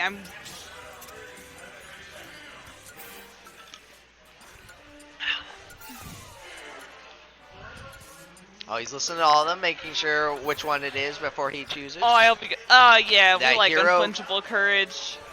Actually goes with, a hero goes on with determination. Kind of interesting juke from him. Like, selected the one and listened to all of them just to try and mix up the commentators. Don't worry though, I saw it. You casuals alter or whatever it's called. Don't fix me. And the hero goes forth with a determination. Finn obviously knowing his counter pricks really well. Getting in there, laying on as much as possible. Yeah, and Wario's aerials are just kind of oppressive, really. Nope. Just Chomping being down. Able to last. Was that the Nair into forward air? That seemed rather quick for me. Trying to go for the back air there, not quite hitting Wario's low frame though, and that's another thing. Wario is a short character. It's kind of hard to hit him with some of these falling areas. Nice parry though from Finn. Going for hopefully something else. Another parry, but using that bite to get back on the down edge. air is a multi-hit move, and it was not parried easily. Beautiful bounce from this game. The only projectile I could really see being thrown at him is the bike, but you know what? He's taking insurance measures. Sure, that's what it is. Zoom though, getting back to stage 4 free again. Tomato trying to punish him with the out slash, but just not quite coming through. And now he's in the skies against Finn, trying to get back down. Beautiful dash attack. Looks like it got the sour spot though, because not quite killing. Kind of interesting. Finn is just waiting things out. I forgot if he got an oomph with this one or a psych up, but it's just, he hasn't really landed any hits. It's not doing much for him. Zoom to get back. Ooh, nice coverage Throwing with that bike bike. though. Would have been nice to have that bounce right about now. Actually, though. Oh, up throw going to take it at 140 with... Wow, at 140 with Rage, going back for the bounce and the Accelerado. Getting his speed up.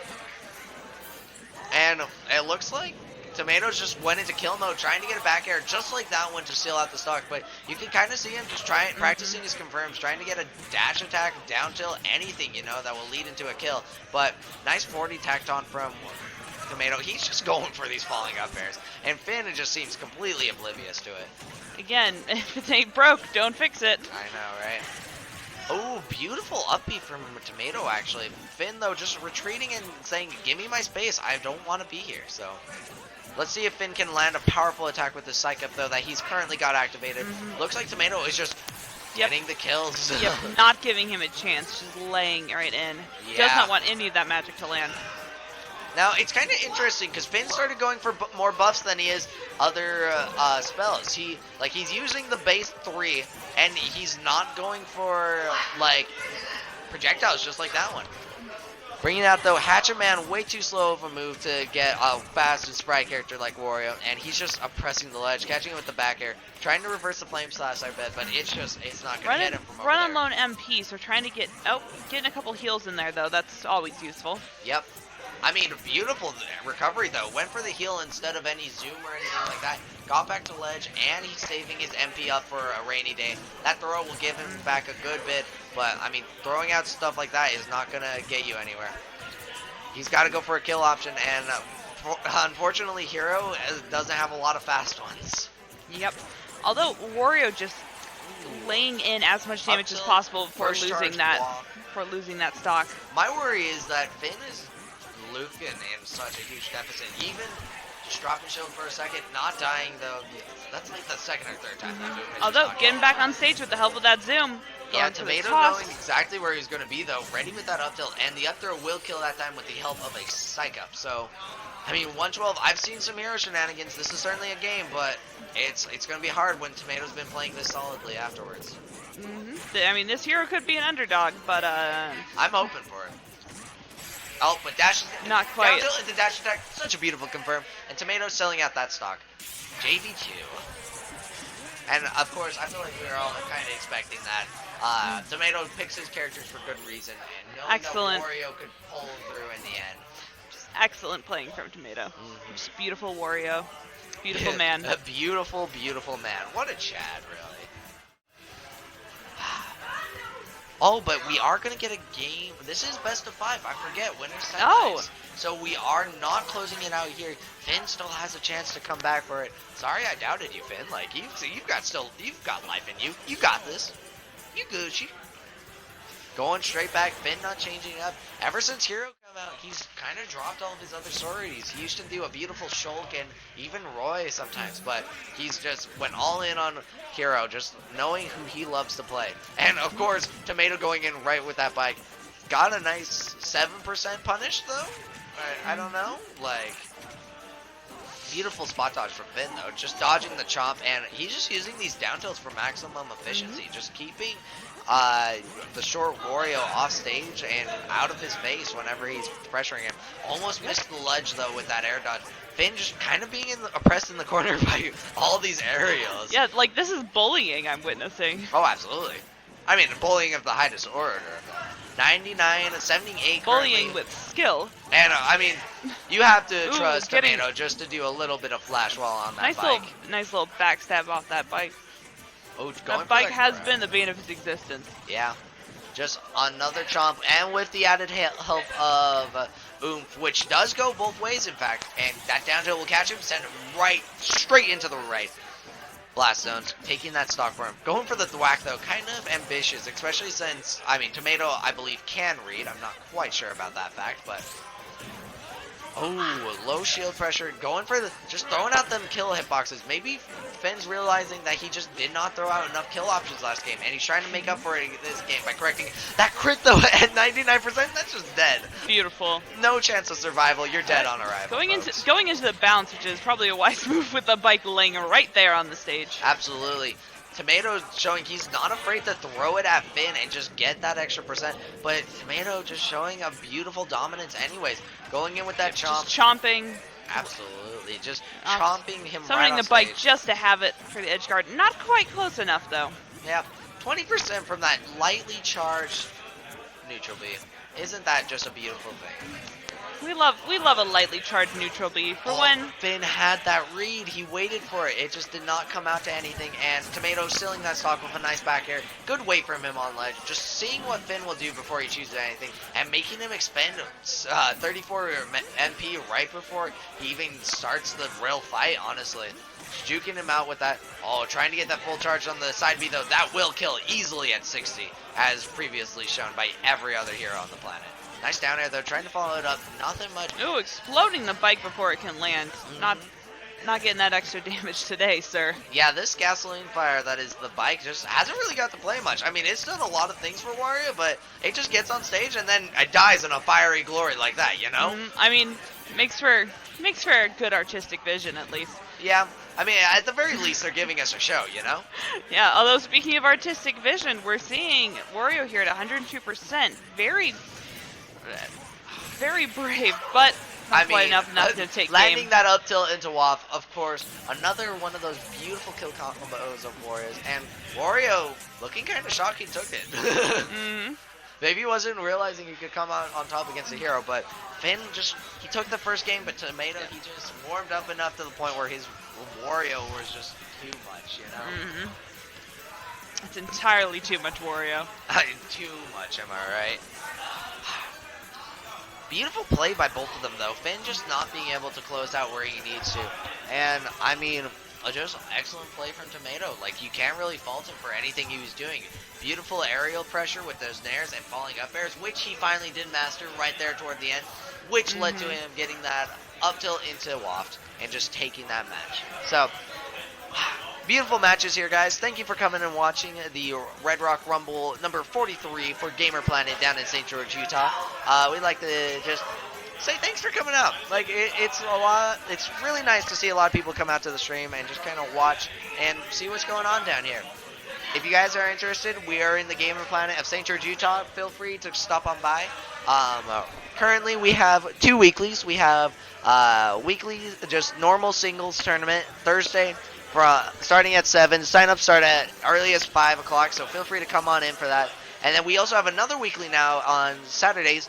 Doubles start at 4 o'clock on them, and then same time, 7 o'clock for singles. So come on down. Come just have fun with us. And Zarek coming back onto the spotlight. And I'm not quite sure who's with him yet, but getting some of that beautiful Ganon right back on. Yep, he said hello. We got the Broken Man Ganon over here, and I'm kind of interested.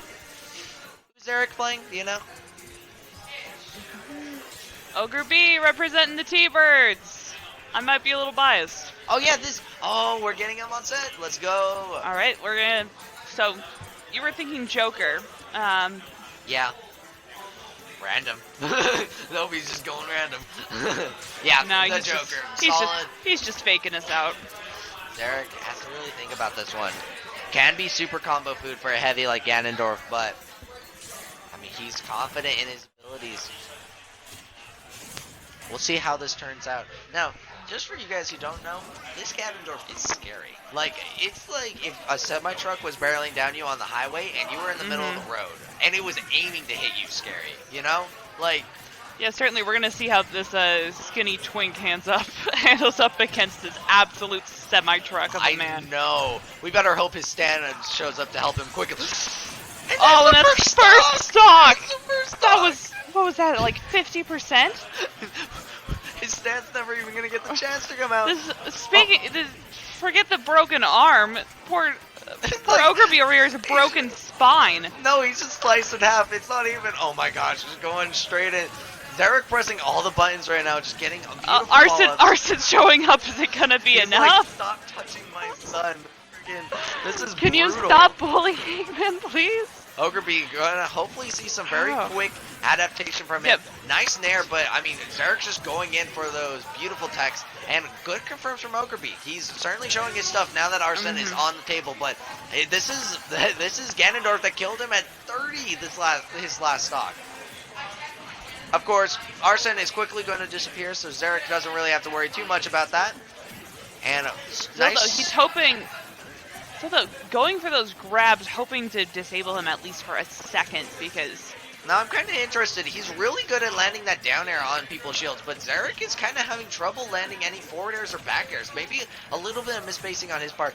Nice down B, though. Getting a nice hit. Like, you're dragging me down here, let me help you, you know? Get a little bit more percent tacked on while we're at it. Nice snare, though. Staying center stage, not a lot of edge guard happening here.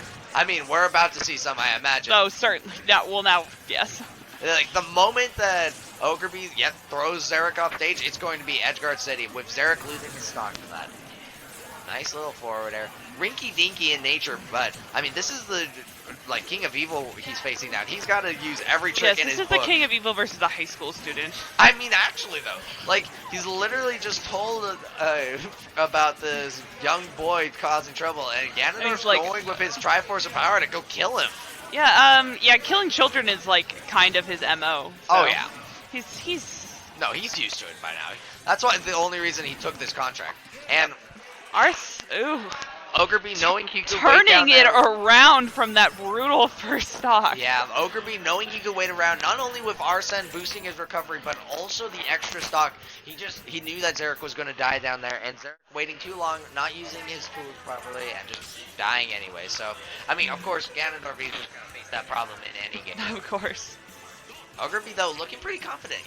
I mean, I would be shook as a book right now if I was in his position, but he knows that happens against Ganondorf, and he quickly turned it around, making the situation benefit him over his opponent. But going right back into it, Zarek versus Ogre B, no character changes, and Town and City.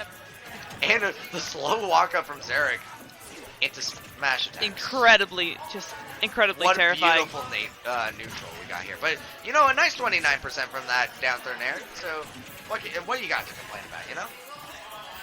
Good.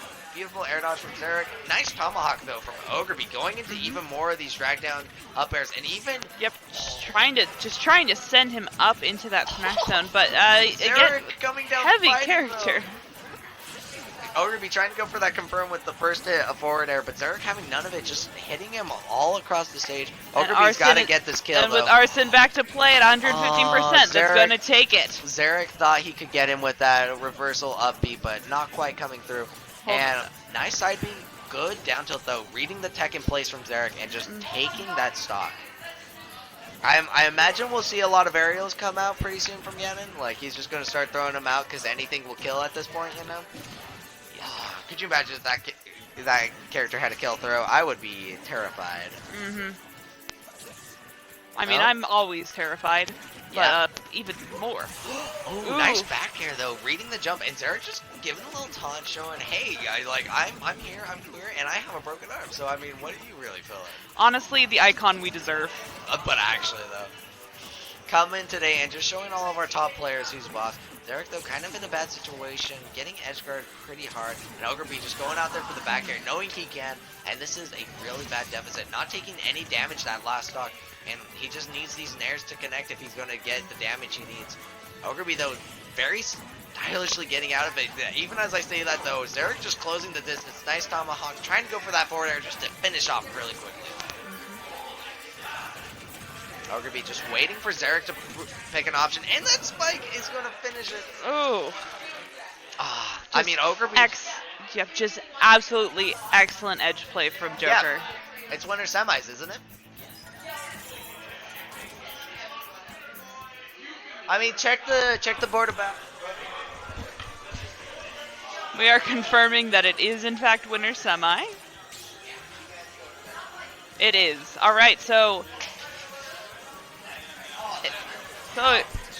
Oof. Yep. Oh, nice. I felt that one in my flacking. GameCube controller. My beautiful broken GameCube controller. Don't hand it to Tomato. I know, right? All right. If Ogre B takes this next one, it's all over. And we're heading back to Town and City, so I'm wondering if we're going to see a repeat from last match or if Zarek here has a couple more tricks up his sleeve. Oh, holding it out for so long, though. Ogre B knowing that spike was coming and just took the damage into Arsene recovery, you know. But 72 racked onto Ogre B. He knows that he can get that much onto Zarek that quickly. But Zarek's not letting him have the chance. Beautiful forward smash from Zarek. Beautiful comeback. Let's see if we can get the reverse 3-0 on Ogre right now, folks. Like, Zarek's just playing out of his mind this last game. Already a stock ahead, and he needs it against Ogre B, who's just going to go off and edge guard him like his life depends on it. Because it does! Like...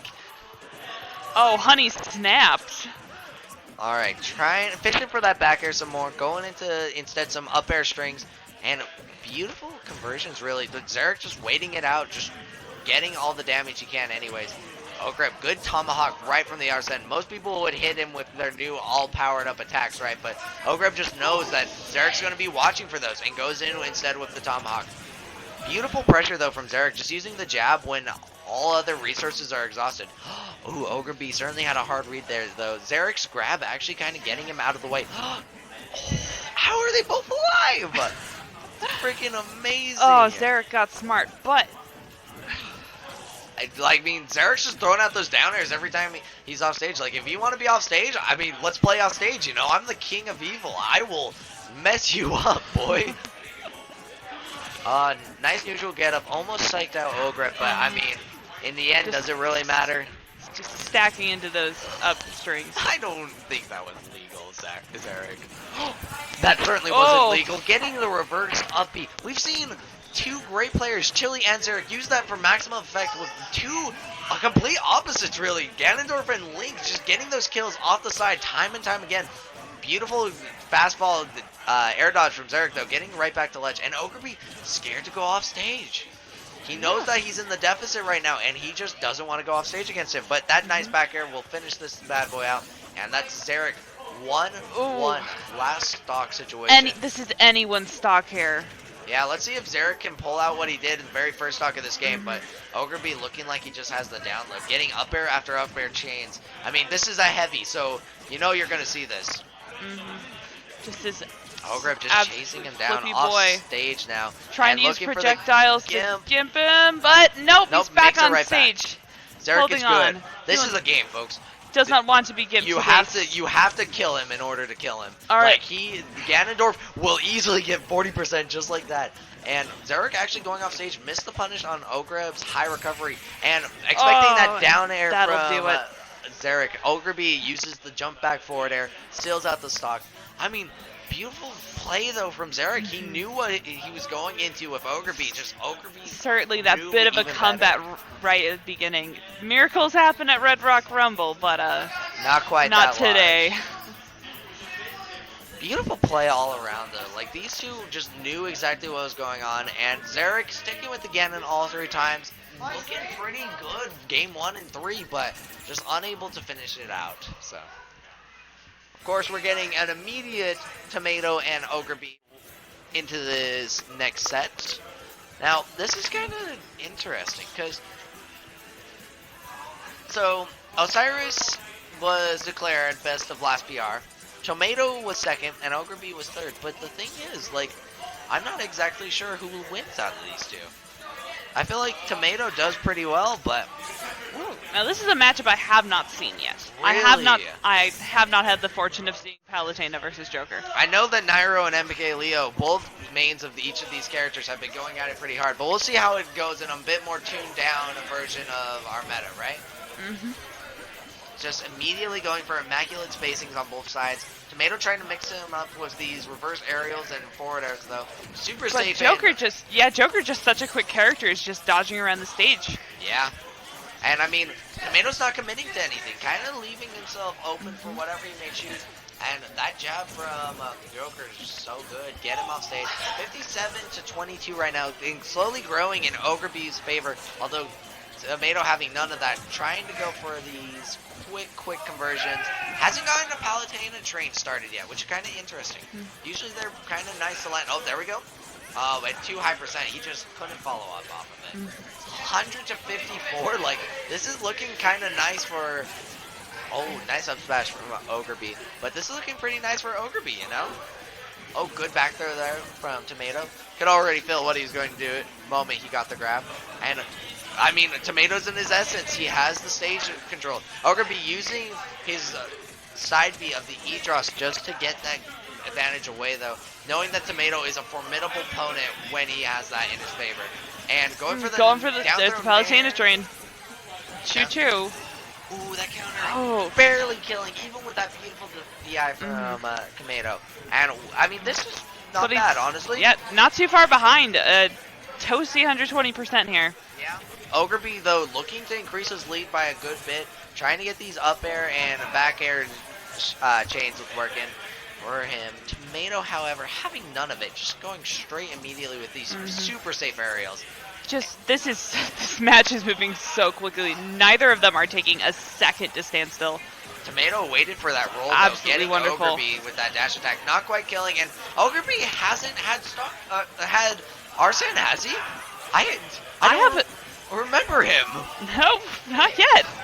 It's building up though, but he's staying on the stage and he's gonna take second stock, chilling at 150%. Considering the percentage he was at, he must have had Arsene at least once, but he didn't even need it against Tomato. Tomato, however, saying, "You're gonna need it this time, boy. I've got you in my trap."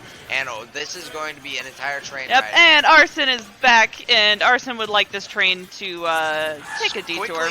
Quickly cease. Actually, he's losing Arsene at such a rapid rate. Honestly, I wouldn't be surprised if Tomato took this game quite easily, or at least a stock, because he's in such an advantageous position. Ogre Bee having none of it, though, going immediately for the advantage position, shielding these nice forward airs and back airs of Tomato.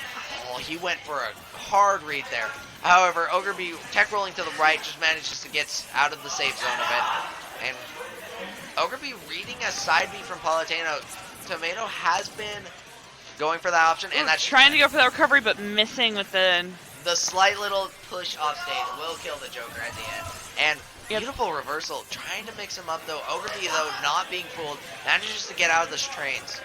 I thought the rage would actually kept Ogre Bee in the Palutena there. Oh, I mean, it will now. Oh, unless he drops it for some reason. Tried to go for a forward air, which I think he thought was going to be the better option there anyways. And I mean, we've seen a lot of this now that the Tomato's actually woken up. He knows what he's going for.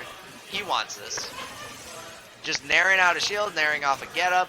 You know, nair whenever you want. Really. Ogre Bee using projectiles a lot more against Palutena, I'm noticing. Actually, though, if that up air will take it. Oh, that'll take it. Beautiful whiff rage at 80 before hit. Ogre Bee dying to that up air. And a lot of projectiles from both characters, honestly. They were really using them to their full advantage. Ogre Bee using them to increase the stock lead when he had it, and Tomato using it to keep him off stage, gimp him at times, and even not get the kill, but set up in some really good positions for that kill. Now these two immediately jumping, knowing exactly what they want. Immediately jumping back in. No character switches today, folks. Let's get this next fight underway. looks like most of the tournament has devolved into friendlies and actually a little bit of DBZ fighters. I know that they brought it in this week, but Oh yeah, that's the oh, hiding underneath there. Oh. freaking Tomato has the most broken strategy I've ever seen. Listen, if it works. I love it. Oh my gosh. Alright, these two getting serious even with that silly start right at the beginning. Good thing this stage does not go back to that beginning, otherwise it really would be unplayable. But beautiful angle there from Tomato, just getting right back to ledge and going for those down throw nair combos. Of course, a staple for Palutena. All aboard the Palutena train. Choo-choo. Nice backers though, outspacing these usually safe aerials from Palutena. I thought he was going to commit to a down air there, but Ogre be too scared, just going right back to ledge.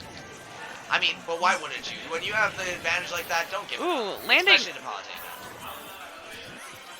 Landing with the, trying for the up smash there, knowing that Tomato's been in the air, and Ogre be not even hesitating, running up and getting that up smash. Yeah, getting the first stock there. Super powerful lead. Arsene did just leave though, so we'll see how quickly Ogreby gets him back. And I'm imagine if Ogreby keeps the advantage, it will be third stock. But I mean, we just saw Tomato go from a losing situation to winning, so certainly hanging in at under 20% while just racking on that damage to Ogreby. Gonna take away that stock lead here. Yeah, hoping to get the kill back there. Nice Not quite throw. gonna take it.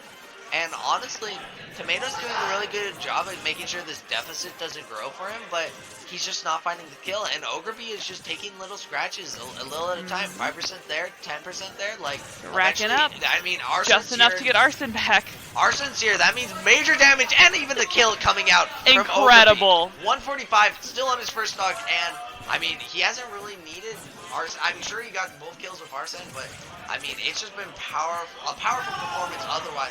Tomato's just really running into a lot of these things. Can't really get up. And with any damage he can stack on, holding onto those 3 stocks, it's going to be just beautiful. He's starting to look like me when I play Palutena. This isn't good. Where's our top player, friggin' Tomato? Ogreby using that counter to send him off stage, and then the forward air to mix it up again. 80% for Tomato on his last stock, and over 100. And that's not quite dying yet. Ogreby really got the feel for this max set though. Just making sure that Palutena is kept in that disadvantage situation, and I mean off stage most importantly, you know. Trying to go for that nair off the ledge, not working though. Ogrev is wise to his strikes. A little bit of guarding, just trying not to let Palutena get back on this edge, because once she's on the ground, she's dangerous. Yeah, especially since she can pretty much send you off ledge and maybe hit you with a downer. That could. She has one of the quickest meteor spikes in the game, so it's not surprising to see Tomato just really try and throw Ogrev off stage and go for those. Beautiful tech from Ogrev though. Seeing the fact that he got whistled and just immediately going for that tech to prove that you can be almost killing himself. Tomato not quite getting forward air from middle stage. Yeah, that'll take it. 169 after hit. Nice. That will take his last stock in. Solid 2-stock victory from Ogreby. I mean, it was commanding the first game, but the second game, very commanding. Tomato just barely managing to slip underneath, and Ogreby will take the stock this time around, making sure that, I mean, that Tomato doesn't grow this lead. Tomato's really gonna have to shake up his playing style though. Although you know what, it's over and over. Probably motivating Ogreby. We've had some conversations. These matches pay for his groceries, so that's his motivation, I think. True enough. You know what? Send help to the starving college students out there, guys. SUU. We need whatever we can get. Oh, speaking of which, I wonder what I'm gonna get. Every neutral B is another pack of ramen for this lad. I know, right? Every time he wins a battle, it's like just another day with rations. But pretty even game here today, or here in this game. Tomato making sure it's not getting out of hand. However, these two are just going at it like really insanely, honestly.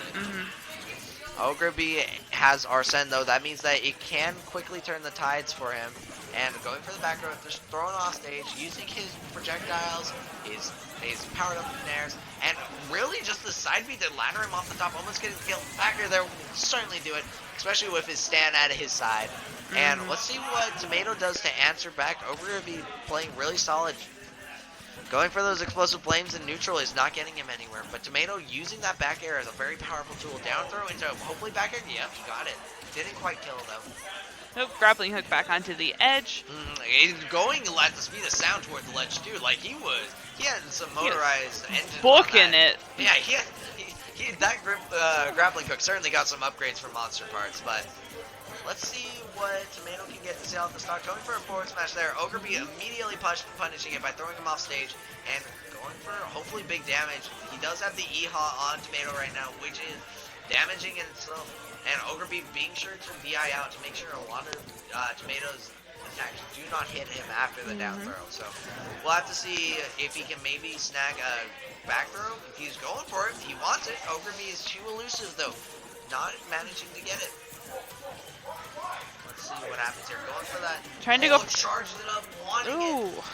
And maybe a little bit of pummel there would have taken it, but I mean, Ogre is just living. An up air like that will certainly take it. Catching them jumping off the platform. And there they go, as a matter of fact. Ogre though, sitting pretty nice center stage, just trying to get some ledge trumps here. Trying not to get Palutena trained to the end of the universe. You know how it is. All aboard. Yep, although, nice Palutena train up there, racking up 50%. Actually, though, Tomato, I could hear the match from here. I mean, not that far away, but certainly getting pretty furious in this match. Certainly feeling himself. You can see, though, from his very neutral expression that not much is happening, but, I mean, everything's happening in his mind. Is that killed? Oh, not quite. A little bit more rage, and that certainly would have killed, but beautiful lead up anyways. Tomato seeing that it was an opportunity and immediately going for it, getting out of the ledge situation and just trying for a reverse grab. Ogre though having none of it, going for a back throw of his own to get him off stage, and he's just going for these E-Haw ladders, you know? Down through the back air, almost. Tomato knows what he wants. He wants this back air to seal off the stock. And side B almost took it there. Kind of scary if you really imagine it. Third hit of jab does not connect. Otherwise, and not quite enough to recover. Misinputted fast to fall there from Tomato. Will certainly take that first stock, but also Ogre B missing that grappling hook. Like those fastballs are apparently just deadly to these top players. They're not sure what to do about it. And almost shield broken with that nair. A little bit more hits, and that certainly would have done something for Tomato. Going on stage for the nair, just trying to get anything started, really. He hasn't really been able to start a full Palutena nair. And, I mean, Ogre just running right across stage to dash attack. Kudos to him for knowing that it would hit. Going in for those signature grabs that we're seeing from him. Just grab and toss, and it adds up. I mean, yeah, he hasn't been able to get really any hits from it, but I mean, when you can just string a bunch of grabs together, why the heck wouldn't you, you know? Ogre playing super dodgy though, just being a real elusive target to hit. I can see why Zarek would have a hard time hitting this Joker last time, but Arsene is now on the table, so that means that up air, back air, just like that one are viable kill options. 2-1 from Ogre. Let's see how this shakes out in their third game, or in their fourth game now. Sheesh. Yep. Man, Ogre feeling pumped though, feeling excited, knowing that he is really just playing confidently in these sets, you know? Tomato though kind of getting flushed in the face, trying to figure out what he needs to do in order to get this adaptation on point, you know? Just preliminary prayers for his controllers, folks. I know, actually though. Let's see here, Tomato, what do you got for us? Ogre probably not happy with his third placement in PR. Oh, Tomato switching over to Ken. Did I see a Ken? Tomato, you better, I mean, he's putting a lot on the line here. Of course, he went to FD, beautiful stage for Ken's strengths, but let's see how this does. Ogre I'm not sure how much practice he's had against Day, but one of the top Kens here, but let's see how Tomato does.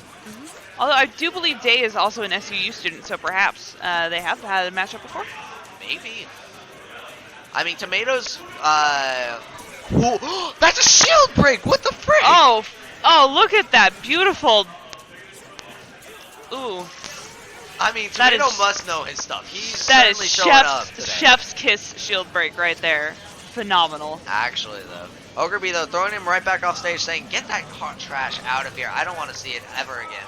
Only 37% punish from it, but that was super close to being a really good string. Ogreby probably knowing exactly what he needs to do, and Tomato's looking for it. He knows the string, exactly what he wants to get. Good parry, but not being able to connect that forward tilt into anything, so... It's just kind of flashy lights, you know, not being able to... And with Arson back, I thought that was for sure a forward smash coming out. Beautiful parries, though, from Tomato, just showing, hey, you know what, you keep throwing out this move, I know when it's coming out, I'll parry it. Oh, nice counter, though, from Ogreby. and that'll take it. Having Arson on deck just gives him so many more options, you know? And hanging in there at a, I mean, it's a nice 65%, but he's just racking on the damage. Yeah, Tomato really needs to find these kills if he's going to keep playing this cast. Oh, beautiful focus there, getting a nice punish off of it. Only about 17 damage though. Ooh, interesting. Ogreby just using back air so efficiently to keep him out. Nice Shiratsu though. Oh, true, good input Shiroken into the def there. At 80%, was that like, and that was just raw. Like, he didn't confirm that or anything. But Ogreby seems to be back with a vengeance. Oh, nice air up drift from that one though. Tomato really hoping for something Getting there. in there. Focus is not going to save him, however, from... Oh, he got and Ogreby he does to- the grapple in the wrong Ogreby went direction. too deep. Tomato being able to make it out of it, he went too deep. Got the kill. I mean, he did get the nice confirm of drag down up air. Yep, into but he up has lost stock lead, and That's we might why- see that translate into being a little bit more careful with the playing. Yeah, maybe even more confidence from Tomato. Like, I certainly would feel good about SD like that. He's certainly getting the confirms now, getting that damage where he certainly could not before. This might have been what Tomato needed. Oh, trying for that strong forward. Holding in there, kill. we're climbing in. Yeah, Do a he's just little bit keeping of him off edge stage. guarding. Trying to use the Shiratsu to cover any ledge grabs. Oh, I thought for sure that was Shoryuken. Not on the ground though. Not quite gonna get it. Ooh, good drag down forward air, getting maximum damage from it. 61. Oh, that's We're climbing. That's the game. Tomato. Oh, just we are taking full even advantage now. of Ogreby's SD. The Ken pick kind of looking rocky at the start, but easily turning it around into a nice victory there. Not even in the red percent. Ogreby kind of got shaken, I think. That unfortunate SD is what. Osiris now has a sword, so I'm kind of scared he's going to chop me. But did you see the stage pick they went with? Oh, I did not. I was busy being distracted by Osiris with the sword. I know, it's scary. He's like swinging it right above my head. You probably see it in the camera, but it's like a big old wooden sword. Like, what is that, a claymore? I am so fearful for my There life. he goes. Finn showing it off in the camera, Ooh, hopefully. Ogreby switching over to Roy. Roy is our boy. Yeah, maybe he's just filling the successes. I know. Oh, good super armor there from the uppy. Nice 46 already on Tomato's Ken. Although Ken getting in there, I know, laying Ken. into those combos. Yeah, Ken just showing the fact that he can do damage too. Like, this character is scary now with all his beautiful confirms he has, and of course, just And take whoever- right through that up air. You know, who even cares that it's a move? Oh, beautiful nice parry parry. into Shiratsu. And just trying to get in, but using that sword to outrange. Although it is a short sword, I mean, he's using it beautifully against these Yep, hands just and use- beats anyways. Just those little pokes are adding up. Yeah, 134 already on... Oh, I thought Ooh, that was nice. death. I almost thought it was going to kill off the top. Ogreby just waiting for those That'll up kill off the top. Nice. And first stock to Ogreby. Still though, at 73%, it's not a guarantee of anything. I will say, though, this is kill range for Ogreby. Like, if Tomato gets one solid kill confirmed, that could be it. But Ogreby just playing super solid anyways, and just showing, hey, I am a contender. That almost killed. Beautiful DI from Ogreby. And that even the uppy just to keep him off stage. Beautiful trade there. Just kind of sending both players off stage to see what Yep, happens. both of them in kill zone now, so curious to see who takes the next stock. Oh, it missed. Tomato's now in huge disadvantage because of it. Oh, only Ooh, getting hit but- by one hit, which is what you want to see from using that focus as a defensive option, you know? Ooh, shielding both them, but Didn't quite kill. Not Ogre, quite. Hanging in there at 147%. good Incredible. stall by Tomato. I mean, it That'll ended up in his finally kill take anyways. it, though. Ogre B just playing so solid with this. Holding in at 3 stocks, but any second now that is going to Just change. keeps upping. I'm kind of curious if that's him. Oh, and another directional misdodge. Ooh. Yeah, I mean, just these air dodges and fastballs will kill you. Now, I'm wondering if we could possibly see another Tomato. Another Tomato comeback. Ogre B is in this man's head right now. Tomato shook as hell. Like, that was sick.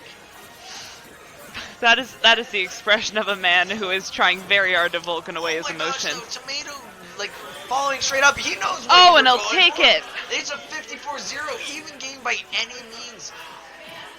Oh, and he's just racking up the damage. This is what he needs. Ken just needs to get in, get these trades, get these strings. Make sure that he can get damage while he cannot. Ogre B's got to be more careful with his spacing. If he isn't, then this could easily turn. Oh, this so is such a quickly. tense finals game. Trying to get in for those slashes, but it's not quite enough. Didn't quite connect, and I mean, he Little bit of- freaking Tomato is like just good with Getting these out of down here. tilts into neutral B. Oh, I was it's expecting a hard read it's from neck Tomato. and neck. Oh, sweet spot. Trying to get in them slashes. Nice air dodge. They're both playing so cautious, Oh, just terrified. Oh my gosh, I did not make it back. Oh my gosh, can't think of her. Shield break? Was that a shield break? Not Nope. quite. Nice parry. Oh. Nice parry. Still gets sent off stage. This is so close.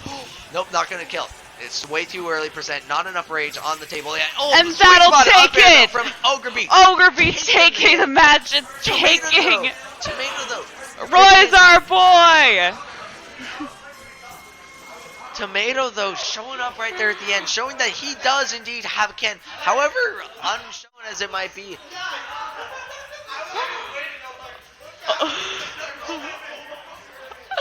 Roy is our boy. Congratulations, Ogre B. Moving on to winners finals. Good job on him.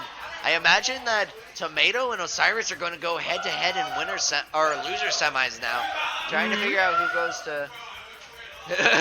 Frickin' Finn just swinging around the sword. Finn will unite me. Thank you.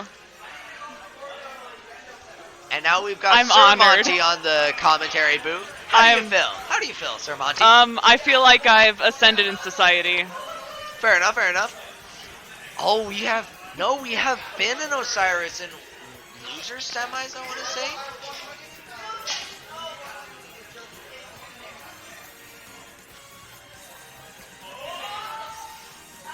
Yeah, we have Osiris and Finn in loser semis. Seeing who will go losers quarters. My bad. Seeing who will go in to fight Tomato to try and see who will go into finals.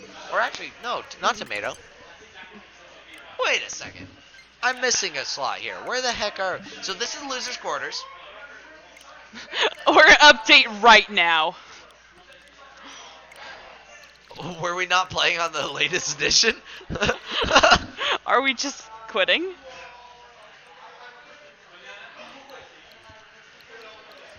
Something about a controller. Is it the Joy-Cons?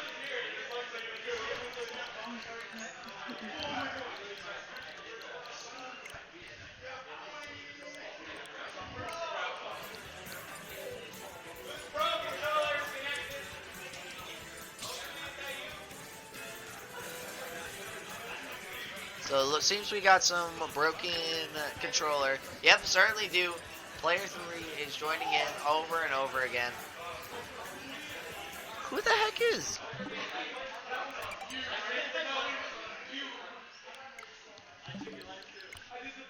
There we go. Finally got it all figured out. Alright. Sorry about the Chad technical- is telling us to get some games, brother. I know, right? Friggin' that Switch looked desolate. Even I, like, with the poor, being as poor as I am. Yeah, even managed to I've get got like stuff. Stardew Valley and Goose Game on there. I know, right?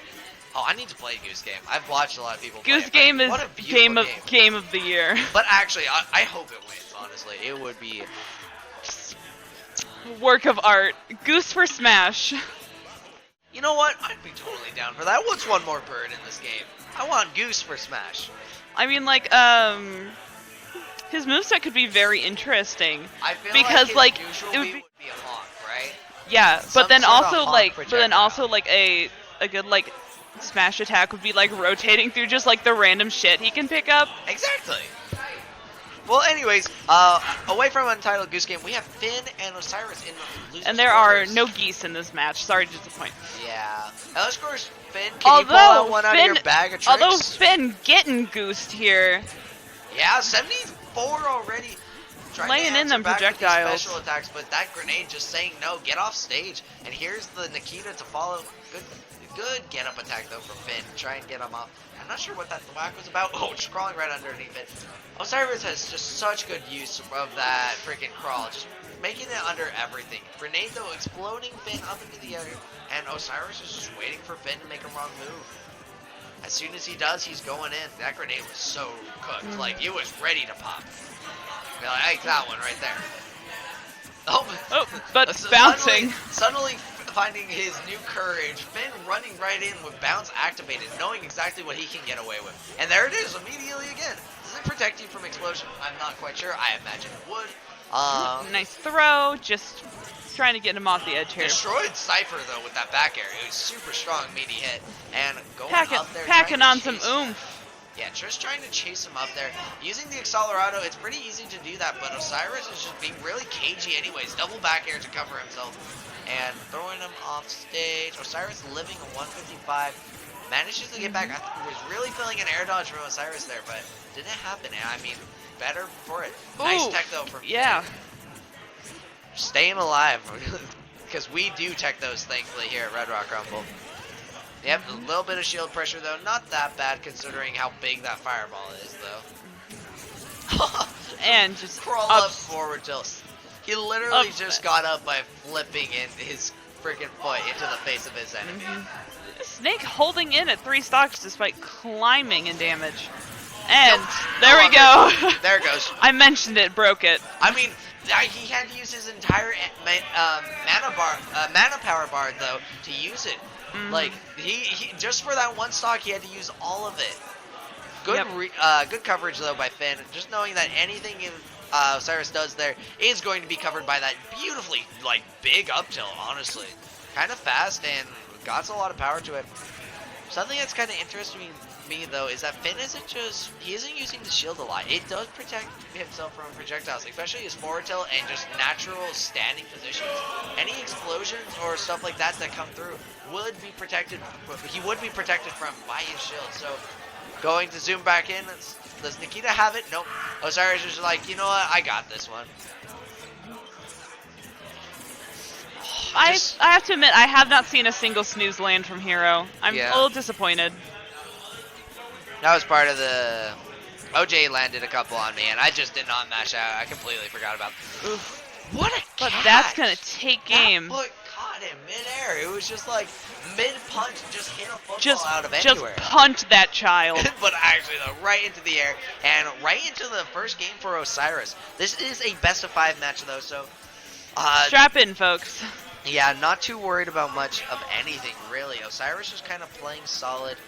Finn has really got to get by this. They're not changing it up at all. He knows what he wants. And Yep, heading back to Kalos. Absolutely. Alrighty here. Whenever in Kalos, I always just feel the need to point out what beautiful design it is. I know, it's right? so brightly colored. I can kind of see the characters. It's wonderful. See, I always loved this stage just because of how much it actually looked like the Elite Four in the Kalos, you know? Like, you got these immaculate, huge stained windows, got the Pokemon statues in the background. It's just a really lovely stage when you stop and look at it for a second. Osiris, though, not really having time for showing off. Those grenades are protecting him from fireballs? I mean, it seems kind of iffy to me, but you know what? Osiris, if you want to get away with it, I suppose you shall. This is Super Smash Bros. Physics is irrelevant. Oh, absolutely. I mean, down airs that send straight up, like, why not, you know? So... Speaking of sending straight up, that light is punishing that crackles. Yeah, using this Accelerado, Finn has really been favoring this spell over many others. Just trying to use its speed to confuse his opponent. Too bad it doesn't last as long as he wants. Oh! If you're gonna hit me with that, Nikita, I'm gonna hit you with this thwack. That was so clean. He just sent it flying. Osiris unable to act. Already at 45 in the deficit. Although Finn running out of MP, kind of scary to go off stage right now, but it doesn't matter. He's covering him with so many sword hits anyways. And Osiris just taking the stock with the up tilt. Man, what a beautiful turn. Finn really showed up with that whack move, knowing exactly what would happen from it. Just throwing fire at each other here Quite for a second. Kaboom actually managing to get through and even suck in Snake for a little bit of extra damage. There are just so many explosions across stage. Like, how is one man supposed to keep track of all of this? Osiris throwing a bunch of stuff. Kaboom making its way in again and actually taking the kill. Yep, running low on MP, but he's got the Accelerado and the Oomph activated though, so probably not feeling too bad about it. Or maybe it was Psycho. It immediately disappeared. Who knows nowadays, you know? Bold of you to assume I can read. That's true. I'm like busy trying to watch the fight and read what's going on. Flame Slash though, I mean, it's kind of risky going for those MP options when you have so low MP. Also, don't go middle stage. It's an explosion factor now. Beautiful bounce though. Switching over to them bounce to help with the projectiles. Yeah, it's just like protecting him so well. Using the zooming zoom to back recover. On stage. Oh, looking for those up tilts. Trying to get them up tilts. Will outrange him in that manner.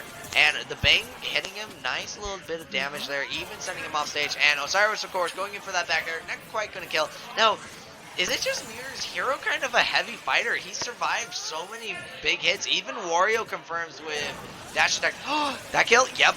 The reverse, the freaking reverse B, neutral B, just taking that first stock. Finn standing up for a second. Probably gonna go check on his stream and make sure everything's all right.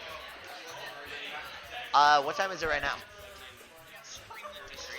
Oh yeah. Fudge.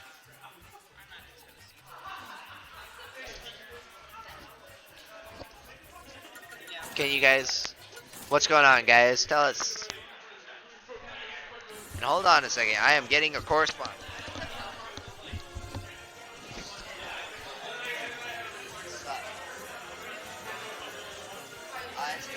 How are you? All right.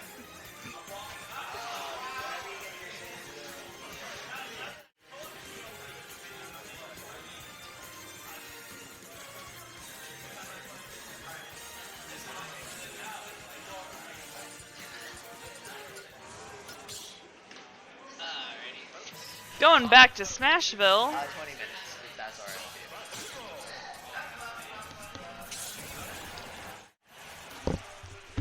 Alrighty, guys, jumping right back into it. Had to take no surprises here, call. just Hero and Snake again. Yeah, honestly, kind of a nice matchup. Osiris, though, going to one of his favorite stages, Smashville. These two are just like, honestly, they're kind of like old buddies, you know, just kind of having at each other. Yeah, honestly, the villager right up front wincing, that's me. Yeah. Tag yourself. See, for me, I just imagine, especially whenever you go to one of the villager stages, it's just like a really old couple, just like kind of throwing stuff at each other and using Nikita for the best edge guard ever. Absolutely racking on. Oh, not sure how I felt about that. Last hit did manage to hit Osiris, but Finn now out of MP. Got a little bit there. Not enough to throw stuff, though. So it's going to be kind of interesting. He has to get in and do some damage before he gets to throw stuff again. So Kaboom, though, is going to take it right off the top. Absolutely negating all of... Well, not quite negating, but not just quite negating, but taking care of that gradient. Yeah. Certainly being like, all right, you got me with all this, now it's my turn to get you with this, you know? Listen here, Sweaty. Actually, though. Osiris, though, just trying to set up these grenades, knowing the crawl will protect him from most landing back airs of the sword. And are we, another Cypher. Oh, no, Nikita did not quite kill there. Down but smash, that of course, will kill. And Finn back up to full mana, so we'll see how this goes. Oh, what a ballsy move, just getting it right off the bat, you know. I mean, he's taking so much damage just from being middle stage. I promised I was going to use the term toasty less often, but with all the fire being thrown around, I think it's Fire appropriate. explosions. This is a very toasty match. It's a very sweaty, try-hard, toasty match, I would say. Delicious. Oh, absolutely. Just keeping these grenades, using Psyching the it. psych up. I mean, you're never going to be able to psych up, though, if you're in the air for that long. Osiris knows this. Got him stuck. Psych up almost taking that shield, though. Going and is he still stuck? Throw and no, the he's not stuck missiles. Oh, no, he was still stuck. Where'd the red blinky go? Come on, man. I want to see the red blinky. Oh, my gosh. But Snake's amazing recovery is going to get him back on I stage. mean, yeah, if it was any more downwards, though, we could have possibly seen a kill there. Finn just, like, very solid just to stay in his bubble of bounce, you know? He knows he's safe. He knows he's protected. Just not today. Osiris realizing he has to approach, and bounce and is just finally going right in there. on. But Accelerado some is beautiful, gone. beautiful shielding though. Oh, but it's not quite enough. A little bit of a panic from Osiris. That whack will hit you if you roll away from it. You can clash with it, however, and shield it. So, you know, there are a couple good options there. Got that bounce back up. Yeah, beautiful bounce from Finn. Just he knows that Nikita is going to be covering from it. He's not even scared of ledge options anymore. That bounce just protects him from everything. Beautiful back air there. Listen, honey snapped. Yeah, he's kind of started learning this matchup even better than I think I've ever seen him play it before. Beautiful up smash there, landing it really nicely. Oh, that roll in, getting hit by both of them, but Finn going up higher because of his smaller character status and jumping up. That up tilt will that'll take game. Ooh, these two settling in for the long haul here. Very close games between the both of them. Oh, is it only? Yeah, that was only quarters. Oh yeah, quarters are best of two or best of three. Which I am going to sign off for next because my head is hurting from trying to squint at this screen. Sounds good to me. Have a good night, Sir Monty, and I hope to see you next week or possibly Saturday. So,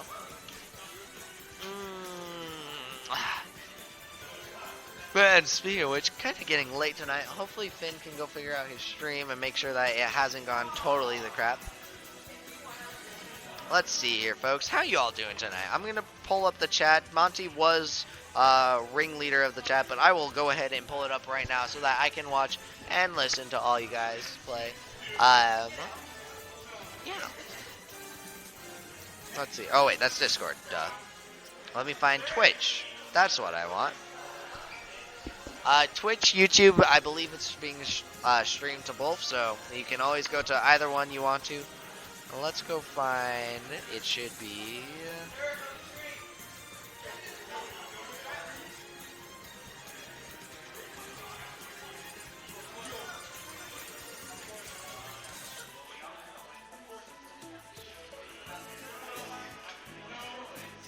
what's the stream called?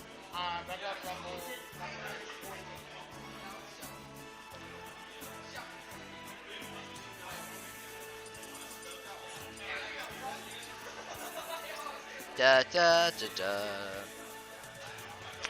Alright. Super slowly. There we go. I found it. Oh, really? Are you two hopping right back into it? Frick. This should be interesting. I know. Go find other people. I would love to commentate this match. Alright, so hello, everybody who's been here the entire time. We are actually getting a run back right now between Osiris and Zarek. Zarek barely managing to take a 2-1 game over Osiris. However, this is loser semis, so that means that this will be a best of 5. Osiris really just taking his time, making sure all of his music is set for how he wants it to be. As you can see, just really going through very professional level of play here, as you can see. Oh, very, hard choices, hard choices. Is he good? Lord Keeper Zinnia, maybe? Battle with Stephen? Who knows? Victory Road of Pokemon X and Y is a very good song. I love that one quite a lot. But we shall see what he goes here. Hi, everybody. How y'all doing? I just got the chat open, so for those of you who are doing that right now, if you want to go ahead and send me a quick hello, and I'll make sure that I'm actually connected to it and can see you guys talking. But how y'all doing tonight? I'm settling in for another late one. Gonna most certainly be going past 10 as per the usual, so you know what, all those people out there toughing out, I'm happy. Like, Oh, well, thank you, Taylor. So lovely. Just trying my best out here to bring you guys nice commentary while we're waiting for Zarek and his slow buck to get onto the actual set, play some games, but it is being a little messy. Crygonic. I don't know, Finn, I think is checking it out right now and trying to fix it. So hopefully that will be back online very, very soon, but we'll see how it goes. And honestly, just kind of hoping the best. Up there's Finn right now asking you guys, so just try and help him out with whatever needs fixing. I'm like connected right now to lines, so I can't see any of the problems you guys are having. You got to tell Finn yourselves.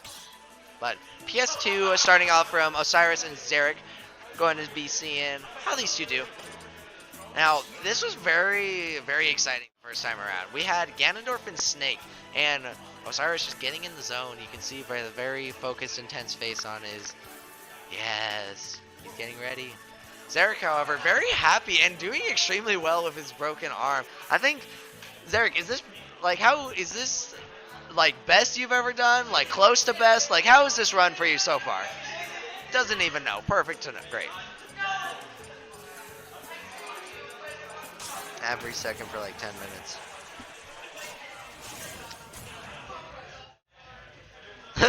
Yeah, ads will always work fine. Through the bad and the old, they will always work. But getting into this game one, we have Zarek and Osiris, two beautiful players. Zarek, a very patient Ganondorf, but not afraid to press buttons if he has the hard read on you. And Osiris, of course, setting up with these grenades and just getting him off stage, knowing immediately the way to beat this Ganondorf, get it off stage, edgeguard with your life. But Osiris seeing that miss forward smash, going in for the up tilt, and kind of just getting the advantage situation. Hard to tell though with Ganondorf, because he just takes the advantage and he rings it out with a wet cloth, honestly. Zarek though, not doing too great, and I think that's actually a def. Yep.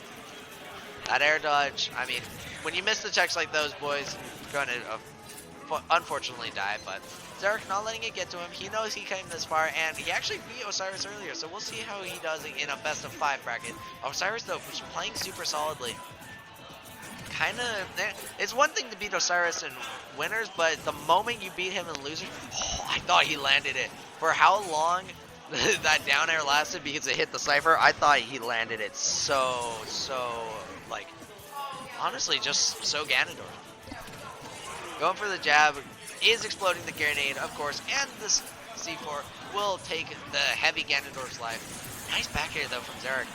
I mean, when it's 1-2 like this, though, Osiris can just kind of edge guard and not even worry about it. So it's really scary to be in this position if you are the Ganondorf. And a beautiful wait by Zarek, knowing that grenade was going to pop, and just, man, that hit him. These grenades, though, providing such a beautiful screen for Osiris, and Osiris is barely even in the fight himself. I know a lot of times he'll just use that Nikita to edge guard and not even worry about it after that, but Zarek trying to get in with his hardest. Osiris going for the up tilt, hoping that for a poke there perhaps, but just doing really well. C4 is right above him, waiting for Osiris to detonate it. Good job, Zarek. Waiting for his time to shine, really. But back off stage, Nikita on play? Yeah.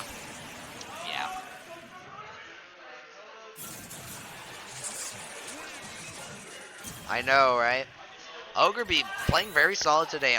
There's barely managing to snatch a win out from Tomato.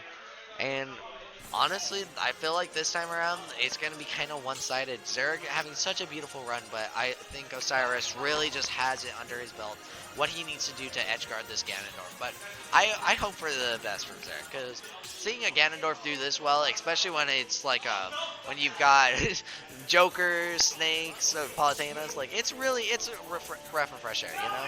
Zarek really thinking about his choice, though. Of course, going to that Ganondorf. I think he made like a pact or something to only do Ganondorf with his broken arm. But, I mean, hey, he's doing well with it, so. That slow walk in, just trying to get some stuff started. Using the own grenade against Osiris, however. Couldn't quite tell if that was a parry or a perfect drop on the shield. But Zarek is just having a blast, honestly. He is the king of evil right now, and he is playing with his food. Osiris not even able to do much about it, really. Zarek is just applying so much pressure, waiting out all of his stuff. He really has to get him off stage to get anything started, and Zarek just going out there and naring. So what a beautiful tool. Osiris, though, having him off stage, and I think that's a dead Ganon. Yeah, being forced away like that, that will certainly kill Ganon every single time. So Zarek, however, having a very beautiful first stock. I mean, Final Destination certainly helping him out with that. Osiris just saying, if you're not going to come, I will run up and grab you every time. So, oh, the low profile on Snake allowed him to dodge that back air. And Osiris just keeping Zarek in the disadvantage state. However, Osiris is now getting... ooh, that could have been destructive if it actually hit like that. But, oh! I mean, it's sad. Why should you die if your up B hits an opponent and they tech it? Like, why is that the life of Ganons and Falcons? Oh, I was about to say, this might be the life of the Snakes, though. Getting down aired at any percent. Cypher just makes it such a so hard to recover against characters with a meteor like that. Sorry, guys, if I sound a little exhausted. I've been commentating for most of the day, seeing as I took a very early loss today, so I'm fortunate in that regard. But Osiris, easy games. And he's going out there for it this time, but I mean, it's still death. Good job, Zarek.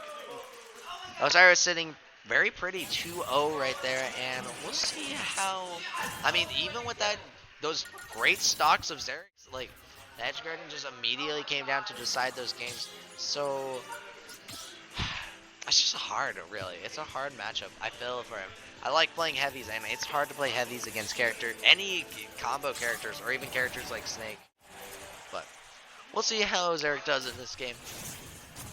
Hoping maybe for a bit more consistent Ganondorf. Going right back on to Final Destination. Of course, DSR would have prevented it if he had won, but no victory coming out from Zarek and allowing him to go straight back into it. I didn't even see the grenade Zarek was holding there, though. Getting exploded right in midair.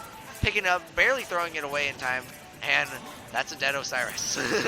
I mean, as far as edge guarding goes, this is a very two-way street, bud. Like, you can die so easily from just any edge guards of your opponents, but I mean, and this might be, oh, managing to sneak under it. Beautiful stuff from Zarek. Even with the broken hand, he knows how to play this game. Like, you can't give him crap about it. Usually one of the better, like, one of the best Falcons I know, actually. Other than, you know, Fatality and the other big names like Nick C. Oh, missing the tech though, went off stage. And Osiris, knowing that was going to happen, just decided to do it, you know? And Zarek sitting very brave on top of the C4, like, daring him almost to blow it up. Like, you're not going to. Oh, grabbing the roll away though with that down tilt, and Osiris is just being very tricky with these B reverses, just staying out of Ganon's reach. And I mean, that side B though, I mean, there's not much that needs to be said there, guys. Oh, beautiful tech from Zarek though. Honestly, most times when it comes to teching, people should just go for it, you know? I mean, double Wizard's Foot, though. One of the best strategies I've ever seen in competitive Smash. Into the dunk, and nice job, Zarek. Solid 2-0. Like, that's the thing. Osiris won really nicely both the first two games, but Zarek had a 2-stock that game. Although he will not be able to go back to Final Destination, so that means he will have to go to a stage with platforms, sadly. So I imagine Kalos League's probably, maybe, no, not Yoshi's Island. Jassels, Kalos, and Town City are really looking to be the better bets for Ganondorf. And Zarek has all those choices open. Let's see if we can't get a reverse 3-0 from Zarek. Come on, man, I believe in you. Jumping right back into it, though. Honestly, these guys are just fun to watch. Like, I don't know. There's watching Ganondorf in this high level of play. It's just, it's a breath of fresh air. It's like whenever Nairo goes and plays him. It just, like, you never see it. And so the fact that somebody is doing it is, like, a really entertaining and beautiful thing to watch. However, these two are going at it like pack animals. Zarek trying to get some hard reads there. Nice up smash, though.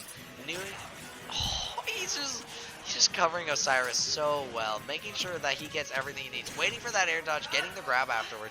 Zarek, such a patient player, time and time again. You really see it in just all of his aspects of gameplay. However, the Nikita, not sticking it out. I really expected some Well, I mean, who cares? Who cares if you stick it out? Really? Damn, that's pretty nice. Good on you, Osiris. I know Osiris does really, really well outside of weeklies, but when it comes to weeklies, he kind of, I don't know. Maybe it's the people here. Maybe they're, like, just the eating glue is too much for Osiris, but, I mean, Zerk's certainly showing he has a brain in there with such smart plays. I mean, what can you do, though, against all this? Osiris is just showing why Snake is such a good character, and air dodging right into a forward smash is not the best maneuver you can ever do. Osiris just waiting out super patiently, using those grenade grabs in order to get it. Osiris, though, is he going to be dead? Oh, misses of the... Oh, that was so close. He's dead now. These two just hit each other so hard off stage. Like, sure, on stage it's kind of hard because you have to play around the grenades and all that, but off stage, these two just, they play each other so hard. Also, this is dead, by the way. Thank you for playing.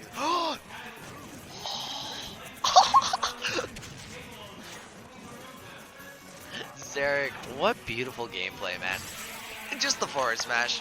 Zarek showing he is not out, certainly not in the least. Just getting what he needs to in order to pay the bills. And kind of feeling himself there, going for the up tilt, a super laggy move. If he hadn't fast fallen it, that would have been really solid, but the back air from Snake. Boots to the teeth. Osiris manages to take that set. Good job, Osiris. Very solid from Zarek, though. Giving me dirty looks. I wonder if you like my commentary or not. Yeah, is there something? Yeah. That was supposed to be an up smash. Yeah. But you see, I'm talking triple. Yeah. So y'all should be glad I kicked his ass the first time. Yeah, I mean, like, actually though, Zarek went on and went 2-1 against Osiris earlier. If my fingers fucking worked. Oh yeah, that's why this is the first day you've ever beaten Osiris, right? Exactly. Yeah, exactly. Yeah, I would have won if it was but, you know, I'm not mad. I didn't expect him to lose because I tripled, but, you know, I'm not mad. Yeah, for those of you who didn't know, that was a one-hand Zarek. One-hand Ganon, actually. Going on to do that well against Osiris, who easily beats players with both hands available to them. 9:53. What a late night it's been, guys. Going back to the Palutena from Tomato. Getting sent to losers from Ogre B. And we'll see who gets to go fight Ogre B. Whoever one of these gentlemen beat the other, they will be forced to go on and defeat Tomato. Or not Tomato, my bad. Ogre B twice in set in order to get it. But Tomato looking very solid. This matchup, they, like... I don't know, this kind of weird, because Osiris is rated overall as the better player, but Tomato is better in this matchup. Osiris, though, not showing some of his usual flaws he has in this matchup, just really playing it out, playing very solidly. In fact, even has the stock lead there. Not for long, though, if Tomato has anything to say about it. Ooh, double explosion there, that wasn't very nice. And I think this is really where the main game is going to come out. Yep, nice meaty down air. Actually killed himself, though. We'll just say Tomato felt bad for getting that down air and committed suicide, but beautiful weight from Osiris and nice actual roll from Tomato getting out of dodge of that. And of course, Palutena's fair would be the one to hit a crouching snake out of all the ones we've seen today. And Tomato just taking this by storm. He took that first stock after a slight SD and he knows exactly where this game's supposed to be. Beautiful recovery though from Osiris, getting back to the ledge very nice and easily. Facing another back throw from Tomato, however, and just going high like snakes usually do. I mean, yes, snakes in the air. That makes sense. Oh, DI out, and he would have been DED. Nice mash, though, from Osiris. Getting the back air, though, almost sealing out the stock. Just trying for anything, pretty much. And the Nair will take it, going right off the top. Star KO, the very silent snake. I mean, of course, it's his job, but... Sending him off stage. Good. The up smash just covers Snake so well. Although Snake really trying to have to fight Palutena in this. Here we go, get the Nair trades again. Nice 55 from Tomato and almost hitting that back air. Almost wondering if the up air in that situation would have been better bet, but good forward tilt from Osiris, stuffing out any chance that that forward smash had of connecting. But ooh, Tomato looking for those nice. Is this dead? Nope. misses it, and that might be even, yeah. That was techable, but Tomato slightly missing it, so that's okay. Now this jab does kill, at higher percents albeit, but it does kill, which is kind of an interesting thing about from a jab, but. And that's Steph, Explosive Flame, carrying, oh, Snake though, he's such a heavy boy. That's all you wanted. Nice back air though. Like, Tomato's just doing an overall good job of keeping Snake in that disadvantage state, which is really helping Tomato out in this game. Like, Snake being able to set out Roost like he was against Eric just gave him, like, it made him really proficient, you know? But Osiris slowly bringing this back bit by bit. Damage. Good tech though from Tomato. Just trying to stay alive for all it's worth, and that back air will take it. Nice 81 damage from Osiris, but game 1 is going to Tomato, so good on him. Immediately getting to bans even before the quitting is started out. These two players know exactly what they want from it, and Osiris making sure his music is right. Both of these players actually have headphones on, are listening to the game audio, so good on them, but I don't know, man. Do you guys prefer your own music or game audio? Because I almost prefer game audio, but I bring my own music anyways because it's so hard to get it set up sometimes. Although the lovely Gamer Planet, that was interesting. Gamer Planet has supplied us nicely with beautiful audio ports into the switches so that, you know, we don't ever have to be without audio if we don't want to be. These two just going ham, really. Going for the forward air, which missed, but then get up attack. Really quickly punished by the Nair. And these two are just playing footsies. Except with a big old staff and actual feet, and grenades, and explosives, and every other type of thing that you could possibly imagine. Oh, nice counter there from Tomato, knowing exactly where Osiris's up tilt would be, and sending him across stage, putting him in the advantage state really nicely. Oh, hit the Cypher though, that's not going to be what you want. And another stage spike. Osiris is just doing very well getting those. Crawling on the ground, you're not going to be able to grab him from down there. Tomato, however, knowing this, using the up smash that has such a bottom hitbox anyways, so. I mean, good on him for a nice approach. Explosion, using the explosion to extend the combo, even if it was a bit delayed. And Tomato is just kind of walking all over this Snake right now, knowing exactly when and where he's going to air dodge it. Ooh, so close to killing there. Cypher, of course, protecting Snake, his lovely bud, from any sort of damage that could, or harm that could be had to him. And Tomato's just kind of countering these up smash. Why would you want to go up when you could go down like that? Tomato just taking Osiris all the way to the bottom of the blast zone. Osiris, however, trying to get shop set up, knows it's kind of, a lot of his explosives won't use because of that reflector, but Orjo will actually kill out the side. Good awareness from him, getting the Cypher, the Nikita, my bad, set up, and then they hit him though because of the invincibility. But, I mean, using explosions anyways, you don't need that Nikita when you've got so many other grenades and missiles and... Damn, actually, Snake is kind of brutal. Why is he in the child's game? Like, this is Smash Bros. There's explosions everywhere. There's like, oh, nice shield poke. Almost got the up air follow up. One of Palutena's better kill options, in my opinion, is that up air. Kind of underused by top Palutena's though. Back throw not quite gonna take it. And oh, Nikita. Oh, not quite killing. That back here though, super strong.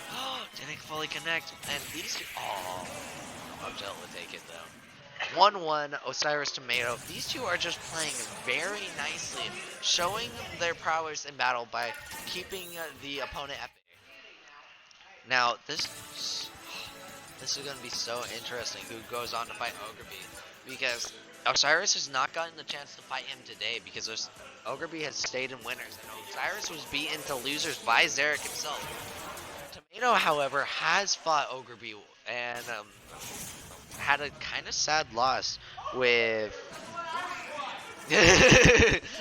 kind of having a sad loss. His Ken just not able to do it. I never said it was a child's game, Taylor. I said that Smash is a child's game. Why is he in this? Sheesh. Thank you though for paying attention. At least one person's watching and commentating regularly, so I will thank you for that. But these two, getting covered by the explosion there. Trying for something, just playing footsies with the grabs. Forward smash was kind of ambitious there, I'm not going to lie, but Tomato's taking advantage of it, going in with all the projectiles he could possibly muster in the face of all these explosions coming out from Snake. And Snake is just playing it cool, using the dash attacks to keep him off, setting up shop, either... Don't tell me you just friggin' two-framed him with Cypher, or friggin' C4. These two are such good friends. Hold on just a second.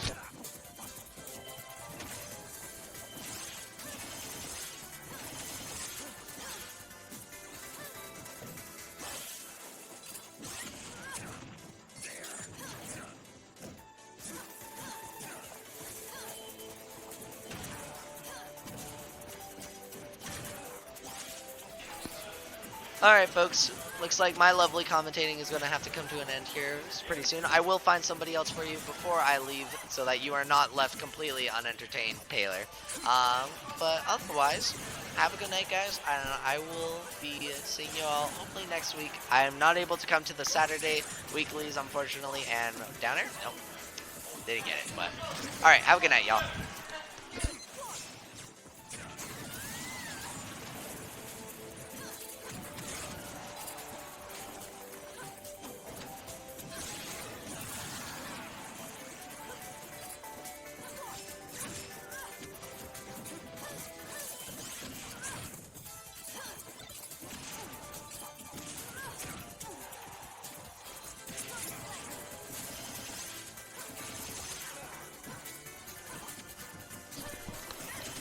They're in the middle of a game. It's your boy Majore and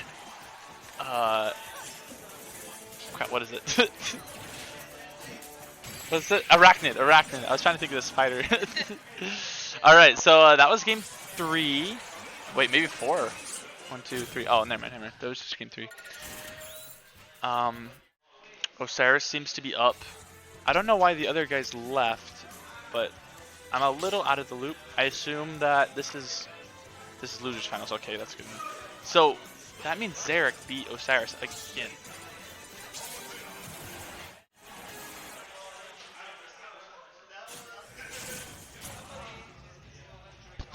Oh shoot! Sorry if I hurt any of your ears, really. Up tilt coming straight out. Does 20 damage. That's crazy, honestly. But I mean, these players both know how to, use their characters, so it's fine.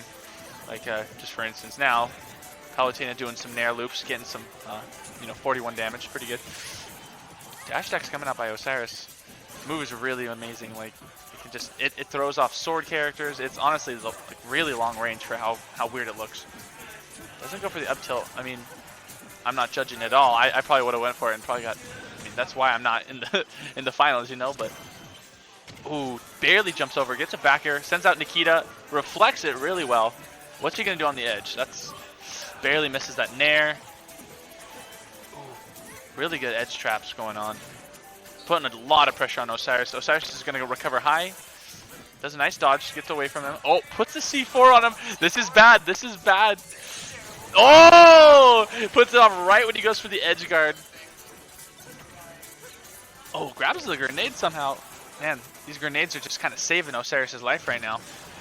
Almost kills. Oh my goodness. 160, he lives. I mean, I know he's a heavy, but dang.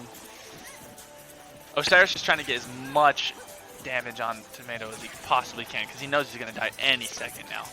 That would have killed. Oh. Alright. Tomato just throwing out some moves. Oh, very nice. Osiris is in a huge lead right now. Tomato's still struggling to kill him right now. He's literally... Agreed, he's literally... Tomato's looking any way to kill him. Okay, up air is going to kill. Tomato definitely can't take this back, but it's going to be tough. Snake is so good at making damage come up. Even if he does take another stock, he's going to have a ton of damage by the end of it. Just playing around with the grenade. Oh, Nikita backwards. Usually it's pretty safe and neutral, but not that time. Alright, she's just Tomato's edge guarding is really good, but against Snake, he can kind of just yeet away, you know, like he doesn't have to commit to the ledge. Oh, see, this is the comeback I'm talking about. Tomato's really good. You know, he doesn't let people push him around. Osiris has had a really good lead, but you know, it can. Oh, really good recovery. They really are. Goes for the read. I think Tomato should have done something there, like jumped over him and countered, or even like just turned around. Oh, he doesn't tech that. Oh, he side B's accidentally. Barely side B's.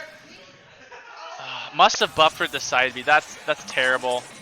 Osiris takes game 4. Yeah, that was really good by Osiris. He took the lead amazingly there. He had a 2-stock lead with 160 damage. That was amazing. I assume they're probably going to have the bracket covered over there. So it's a grand finals. Ogre B against Osiris. Now, yeah. Now this is a match we see a lot. You want to hop on? All right. What was your name again? Oh shoot. Oh shoot. Now it's not dead? Oh, gotcha. Mine? Alright, so I guess... Alright, it's your boy Monty back again. Monty. Here to commentate losers. Final round. Ogre B and Osiris. Osiris had a huge lead against Tomato. 2 stocks and 160 damage, and, you know, kind of pulled it out there. This is my first time commentating with you, so... It's going to be fun.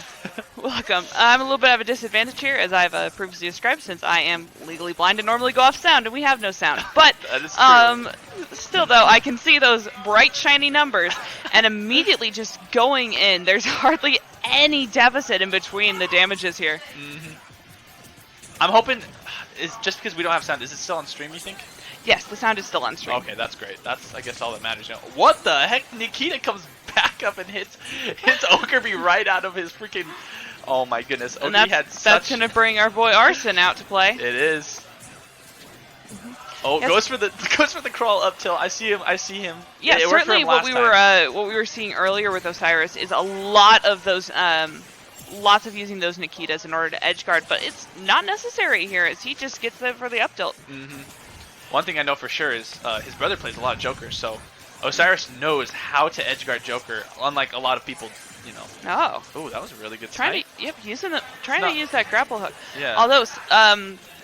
Although we did see, unfortunately, a recovery from Osiris get blocked by getting trapped underneath that edge. Yeah. So we might see Ogre B try to use that, perhaps. Dodges down, really smart. Honestly, I don't know if Joker has any kill throws. He's just looking for a kill right now. Osiris is building up damage. Climbing up. Arson is out, and with 182, that's going to do it. That's definitely going to do it. Joker's got some amazing kill power. Dash attack being one of them, which is crazy. Just hopping around with Arson. Osiris just waiting for the, trying to get in the mood.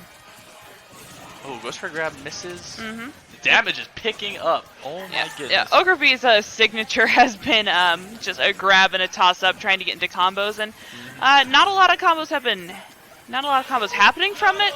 But even so, just little scratches, they add up. Yeah, they really do, and it's all about if not combos, it's about showing dominance. Like he's keeping them in disadvantage that whole time. It's like you can't come down, buddy. Oh, goes for just trying to get back to ledge. Oh, that almost gets him. You can tell these guys go against each other a lot. They almost know each other's habits to where they start going for reads, which both characters have good kill power, so they got to be careful. Yep, we love a good read. Just lots of flipping around. But that up tilt is going to just send him flying. Osiris is going to start spinning around. Wants to show his dominance this time. Looks like... Yeah, Osiris with that stock lead, but again, at about 107%, that stock lead is not going to last for very long. Yeah. Although any damage that he can land on Ogre B here is going to add up. Most of our ring light is off, so now we're just real spooky. Was that always off, or did someone just turn it off on him? I think somebody just turned it off. It's getting late here in St. George. It's true. Losing the stock lead. Ogre B, though, with with Arson out, and Osiris is trying to take up that time. Get rid of a. yeah, get rid just of Arsene. send Osiris, send Arson home. Too many S words for me. It's late. Oh yeah, I feel. Listen, I've got an 8 a.m. class tomorrow. I want to go home. Poor Tilt. Okay. But I also definitely want to see the results of this match because Agreed, yeah. Ogre B, like me, is also a student, and these matches pay for his groceries. Yeah, so, It's so good. this- It's good to see that a lot of the kids who are winning actually need the money. You know, like it's helping people live out here. Yep, Oh. every stock is another batch of Hot Pockets. Yeah.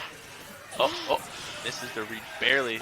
Although Dodge. neck and neck, it is anyone's game here. There, not a lot of killing throw capability on Joker here, but Yeah. we may Ooh. see, particularly with Arson up. That was amazing. Here we go. Oh, that's gonna cost That's him the gonna game. do it. Oh Oh, no. He had the Just amazing one up down tilt. special read. Got Arsene and accidentally buffered an up special. Cost him the game. Those up smashes have been winning Osiris's matches. They really all have. night. Hey, can we turn that light on real quick? Is that on still? The light? ring light? We can't see you guys at all. Yeah, because y'all look like ghosts. And while it's spooky and all, and we love that for you. Yeah, it's Halloween time. You know, we're getting the spookiness, but we kind of want to see who's gonna win. So. Yeah, listen, facial expressions make it. Yeah, Can I they see really the do. facial expressions? No.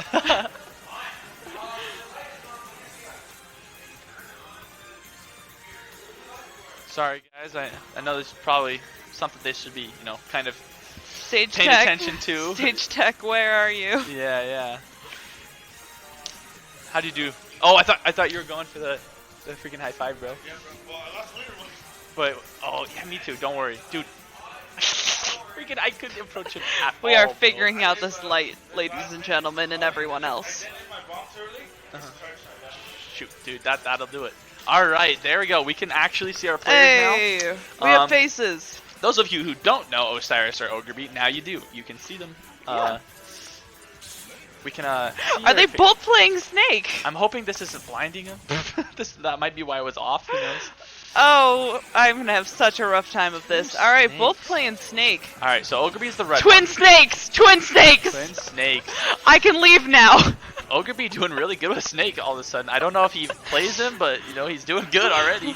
Gets 45. Does well to avoid the grenades. A lot of back airs coming out. Just trying to push each other away from them. A little bit of a weird neutral, but you know it's working out. So.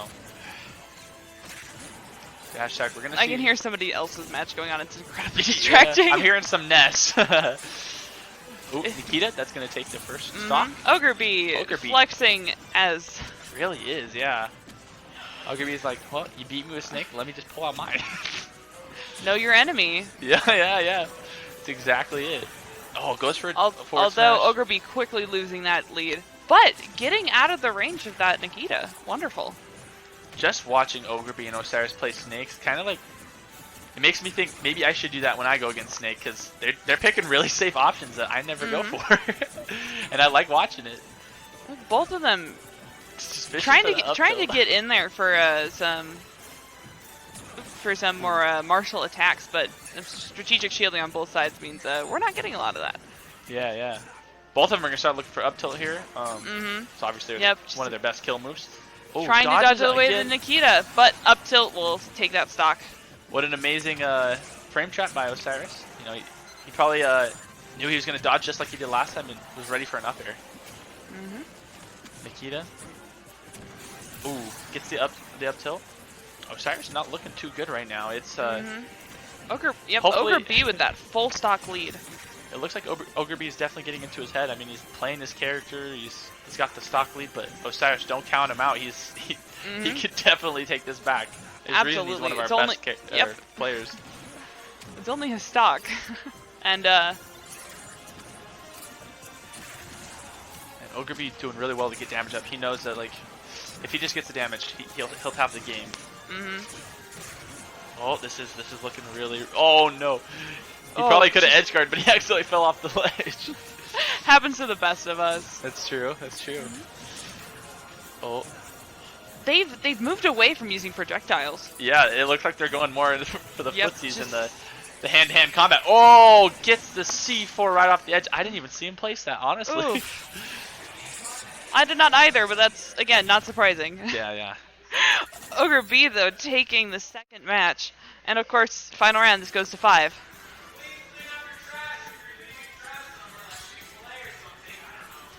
I don't know. Chick-fil-A, in my good gamer Chick-fil-A, community, dude. unacceptable. 10. It's only 10. I thought it was like 11 or something. Both going back for Snake. Ogre B feeling confident. I think he really liked that last game. He feels confident. Straight in, no time wasted. If I can hear the Furious GameCube clicking from over here. It's honestly a therapeutic noise. Yeah. Yeah, again, very little projectiles. A couple of grenades here and there, but mostly getting in for those martial attacks. Ooh, but that was close. Oh, that was a nice hit right there. Oh, Osiris knows what he's doing. Oh my gosh. This is definitely another stage as well where that recovery can get trapped underneath the edge. Just like that, unable to recover. Put a little too much pressure on him and he choked up a little bit, but you know, it happens to the best of us, and these guys are one of the best, so. Osiris popping off a lot with this game. He's showing Ogre B, this is his main, not Ogre B. He's like, I had to get used to your Snake last round, but watch me this time. He's got Wise. Oh.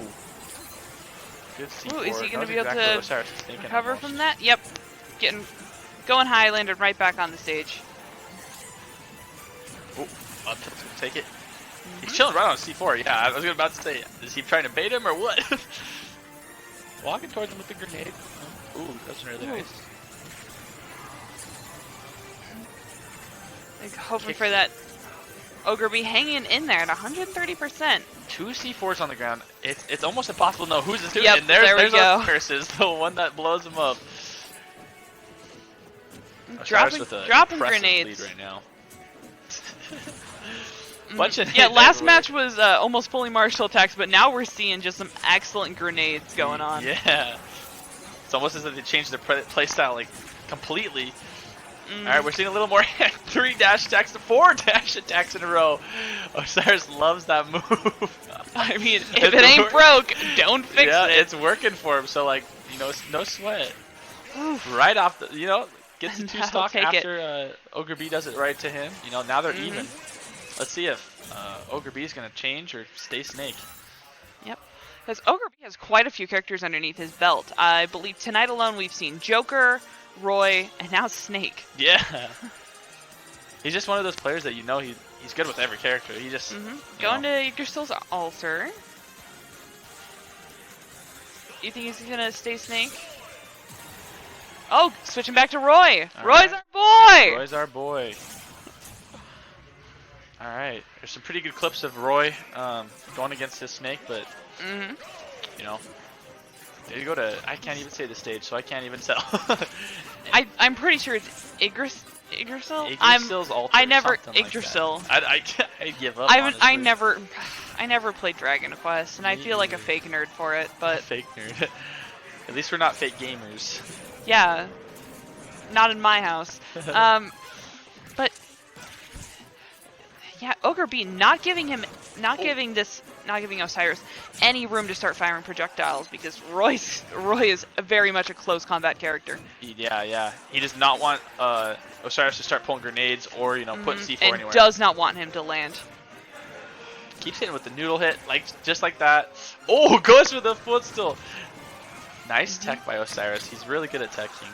I'm jealous. Oh, and that's going to take first stock, just sending him into the distance. Just gyrating on the ground there. Give him a little dance, a little show. Thank you, Snake. Thank you very much. Alright, I don't know what happened there, but I mean, it did get him punished. But that'll even up the right stocks. Back. Now, I'm not too sure. Oh no! It feels bad. That's what I call it, taught to body yourself. That might lose it for him. Yeah, this might be it. Honestly, that was so sad. That was a near zero kill. Self-destruct. I'm telling you, it's karma. You teabag, you're gonna kill yourself. Yep. not to mention, that absolutely is getting into Ogre B's head. I mean, look at her face cam though. That is a shook man. Oh, nice. Goes for the reverse back here. Oh, nice. Is he gonna make it back? He is. He might. I mean, certainly if he can get some sweet, sword combos here, then he could. But 107 one tilt attack is gonna send him flying. Yeah, and then, Osiris really just has to get an up tilt and he wins. He's just gonna. And that's gonna leads him straight that'll into the take C4. it. Is that? And that puts Osiris at 3. Was Osiris in losers? Did they just reset bracket? No, this is the final. Was Osiris in losers before? I believe so. Yes, because OJ reset. made a comment about he was gonna go to losers and bully everyone. So he did that on purpose. Is that why he lost to Zarek? Perhaps. Honestly, I wouldn't put it past him. I wouldn't put it past him. Let me just say on record, that's why I lost today. Is because just kidding. No, I lost to somebody else, so it's all good. Goes back to Joker. Probably just, knows that's going to be his most successful character. Oh, nice. Fills up half the gauge. It's a little scary, especially for Snake right now. Honestly, the amount of characters that Ogre B has under his belt is just absolutely amendable. Oh.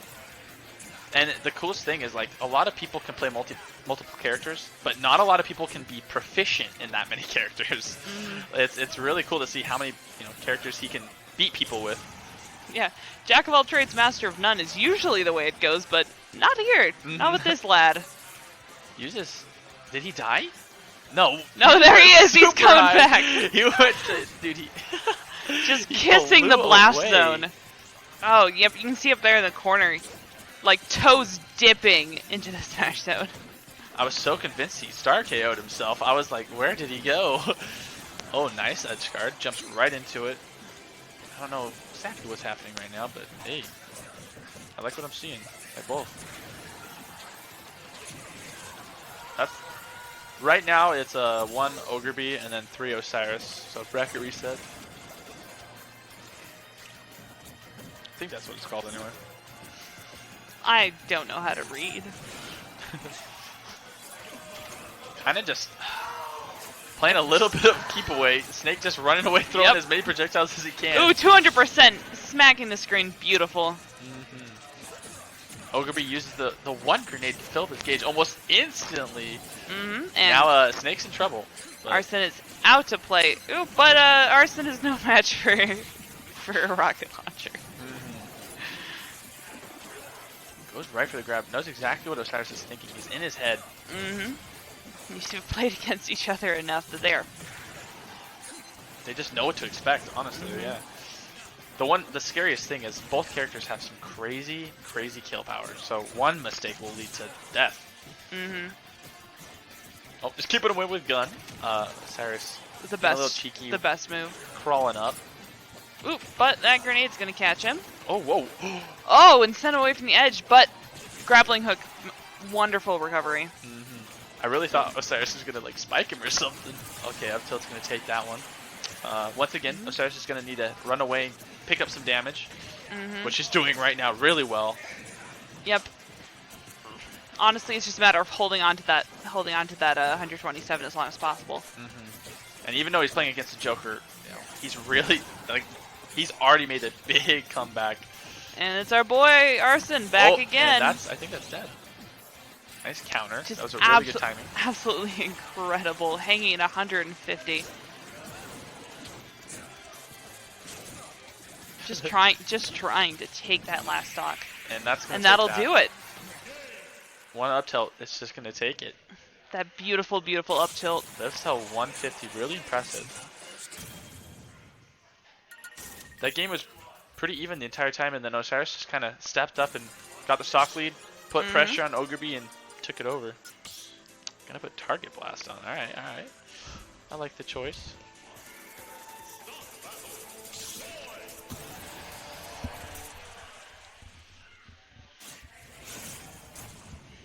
Going back in with Roy, our boy. Kind Kind of just switching up mains every single game. Hey, why do you never want Roy to take you to Denny's? Because I don't know, he'll burn the food. He never tips. Oh my. That's a good one. Do I say that every single stream I commentate? Absolutely. Sometimes I shake it up. I'm like, why do you want Martha to take you to Denny's? But it's always the same joke. How do you know Martha's poor? Because he can't tip. Freaking Mar, dude. I remember making that character and dropping him as soon as this game came out. Yeah, I might prefer Lucina purely because I can never tip. Yeah, I used to main Lucina and I kind of just got bored of her, honestly. I've been picking up Lucina lately, but you know, watching this match give me a lot of ideas for if I ever fight these guys, which I probably won't, but no. If I somehow make it high in bracket, I might. Oh, grenade saves his life. Ooh, I didn't know he uses up. Gimping him there a little bit. Oof, but he's just flying. Oh, up recovery, high. Dodges right behind. Up tilt is just safe on shield. Does a ton of kill power. Kind of just throws it out. He knows Ogre B is trying to get close, so he just up tilts. I think this is death. Still though, Roy holding in. Oh, yep. I don't know what that was, but you could tell the stuck between a Nikita and a self-destruct. Yep, and you could tell by Ogre B's face it definitely was not on purpose. He must have misinputted a B reverse or something. I mean, it's been a long night for both of these players. I feel like this tournament's gone pretty long.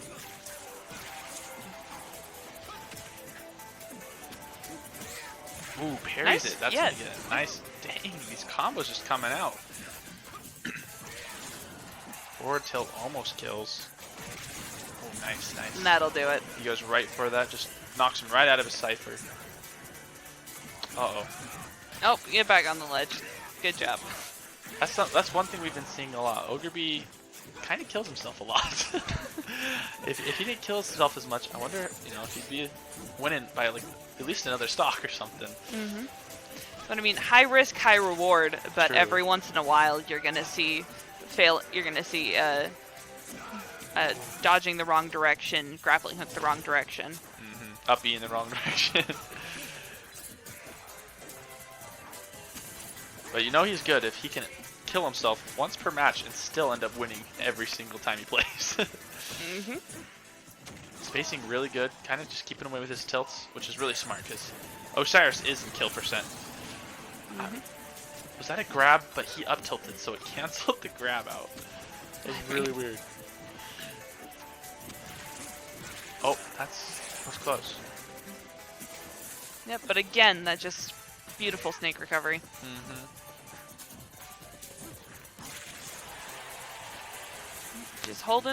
Just holding in there, just hoping to launch him far enough into the smash zone. Yep, Roy, not a lot of kills on Roy, but it really is just chip away, and hope that you can beat him far enough. Shoot. So he just won. Osiris won last time, right? Yeah, so I believe we're at 4-2 now. I don't know why they reset the score, probably because of the rank reset, but so it'd be 1-1, right?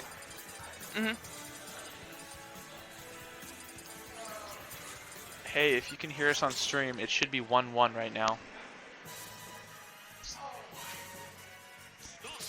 Alright. Going back to sticking with Roy. He's feeling good about it. There's a I don't know if you read Awkward Zombie, the comic, but there's a beautiful one that's just all the headband Smash Fighters. Oh really? That's awesome. Then all their headbands just got stuck together, and Dr. Mario's just like, these fuckers. Yeah, I haven't seen that. That sounds cool though. Awkward Zombie, amazing comic. Give it a read. But really, yep, we're really scary neutral right now. They're just trying to back away from each other this whole time. Yeah, we're just seeing them get in there. Going for Marshall. This looks like death. Dodges upwards. Oh my gosh. Oh, dropping the box. Ends up taking his kill. He might have been able to stop him if he hadn't gone for the box, but he wanted that That gotta dominance get that. play. Gotta get that branding. Yep. Always be branding. I mean, they are on stream. They gotta go for the highlight reel. Drop some bits in chat. I don't know how Twitch works. Honestly, I should pull it up. So I don't know if people are watching, but I would love to like. Yeah, there certainly were earlier, cause I got called out for getting knighted by Finn. Oh, really? Yes, it's Sir Monty now. Fun fact.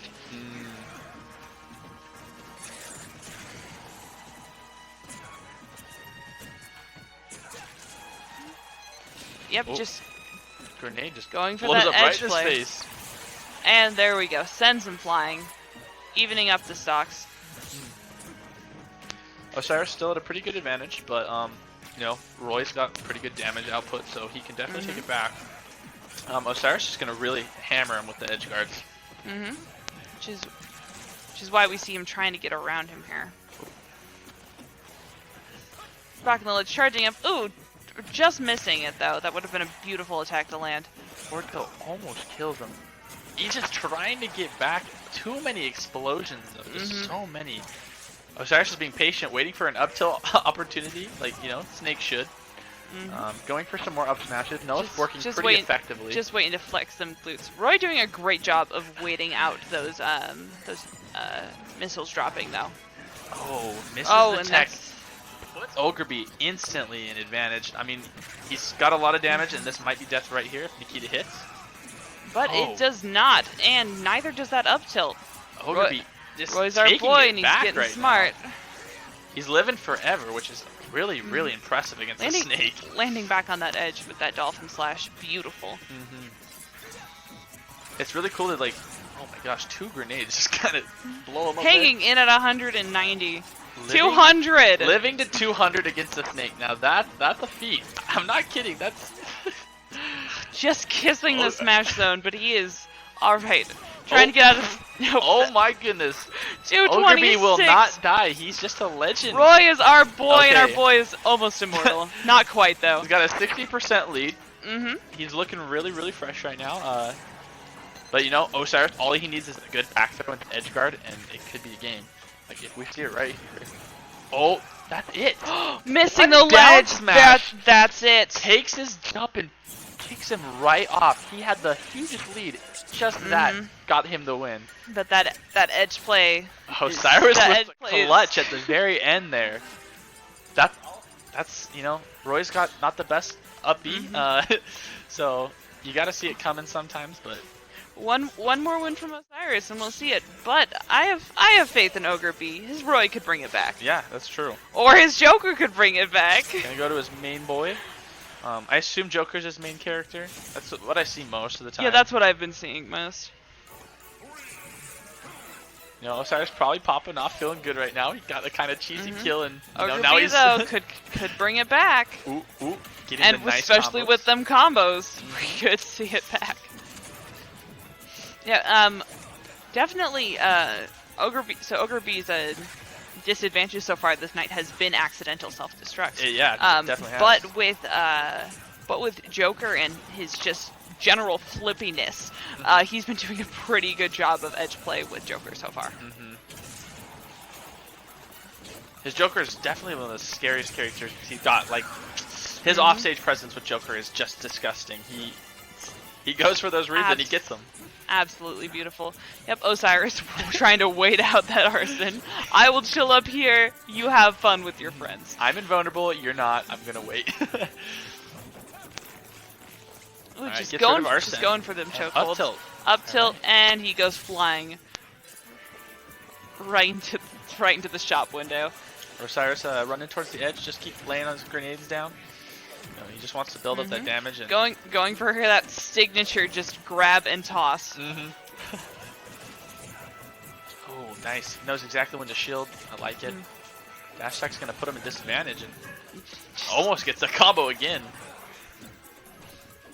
Oh, really smart. I might have missed that. Did he pick up the grenade? He did. He picked it up and then used Rebel's Guard, and oh my gosh, that almost killed just barely. Beautiful. Yep, kissing the smash zone again. Every Arson time. is back and breaks the Cypher. And that's gonna do this it. is looking like Ogreby's game, 100%. Gonna wait out Arsene Roy's our again. boy, but Joker's a pretty solid boy as well. Oh my goodness, what's happening? And that'll do it.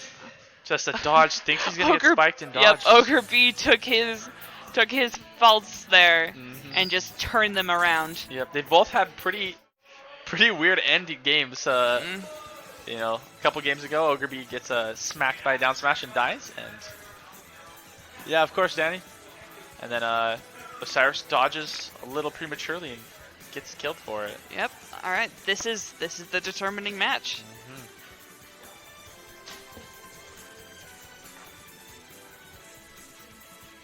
Shoutouts to Danny and Uber for hosting this awesome tournament every single week. The best of dudes. Hope y'all can come Saturday, Saucy Saturdays. Gonna be doubles at 4. Is that right? Doubles start at 4, Good question. and the normal tournament starts at 7. So come to either one of them. All right, Ogreby, hoping that his Joker will carry over, and Osiris just staying steady, staying with his snake.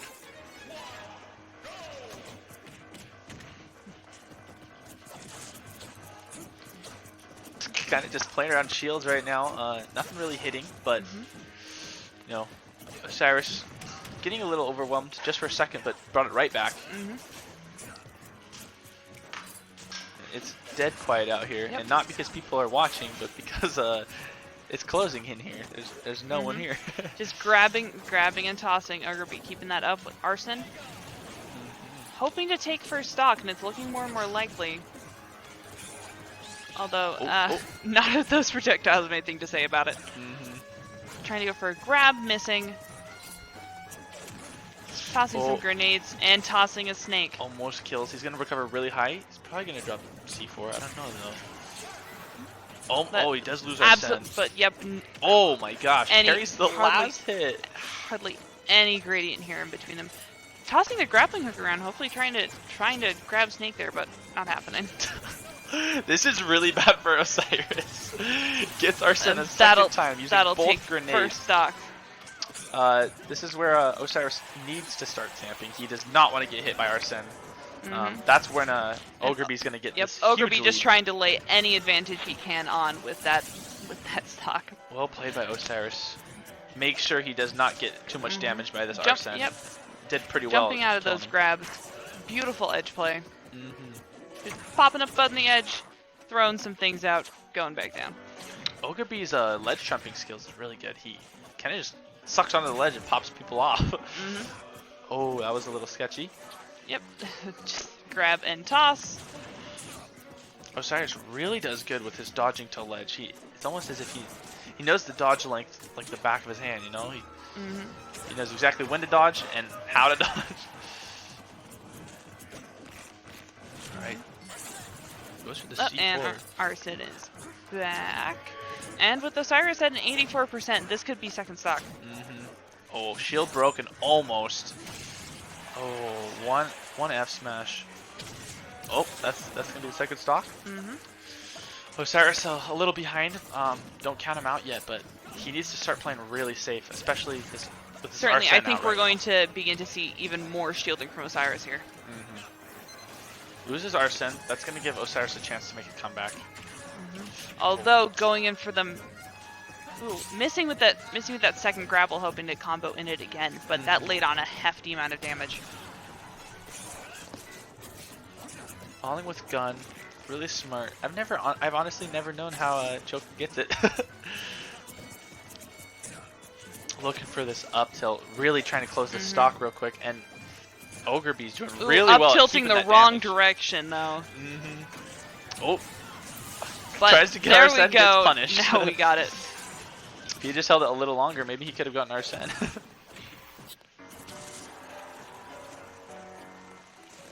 This is really Kissing that smash zone, grappling into a combo toss. Osiris is in a really dangerous position. If he gets Arsene, it's going to be game over pretty much. And that bar is steadily creeping closer. Like and one more Osiris second, at 133. Should come out right now. I don't know, I guess they're not hitting each other. Right about now. Okay. Oh, there he is, and unless a miracle happens here, although beautiful shielding, holding in, hanging on at 162, not quite there. About anything's gonna kill it. That's gonna do it, That's and that gonna is take it. game. Kirby with the dub. What a anticlimactic tense end. I mean, the gameplay was not anticlimactic, but there's basically no one here, so you know the only high fives going on are with the TOs. But we're here, and I'm gonna go high five my boy Kirby representing SUU. This boy's getting some hot pockets, and thank you, audience, those of you who are still with us, for tuning in to Red Rock Rumble number 43. We will be back next week. Or in 2 days.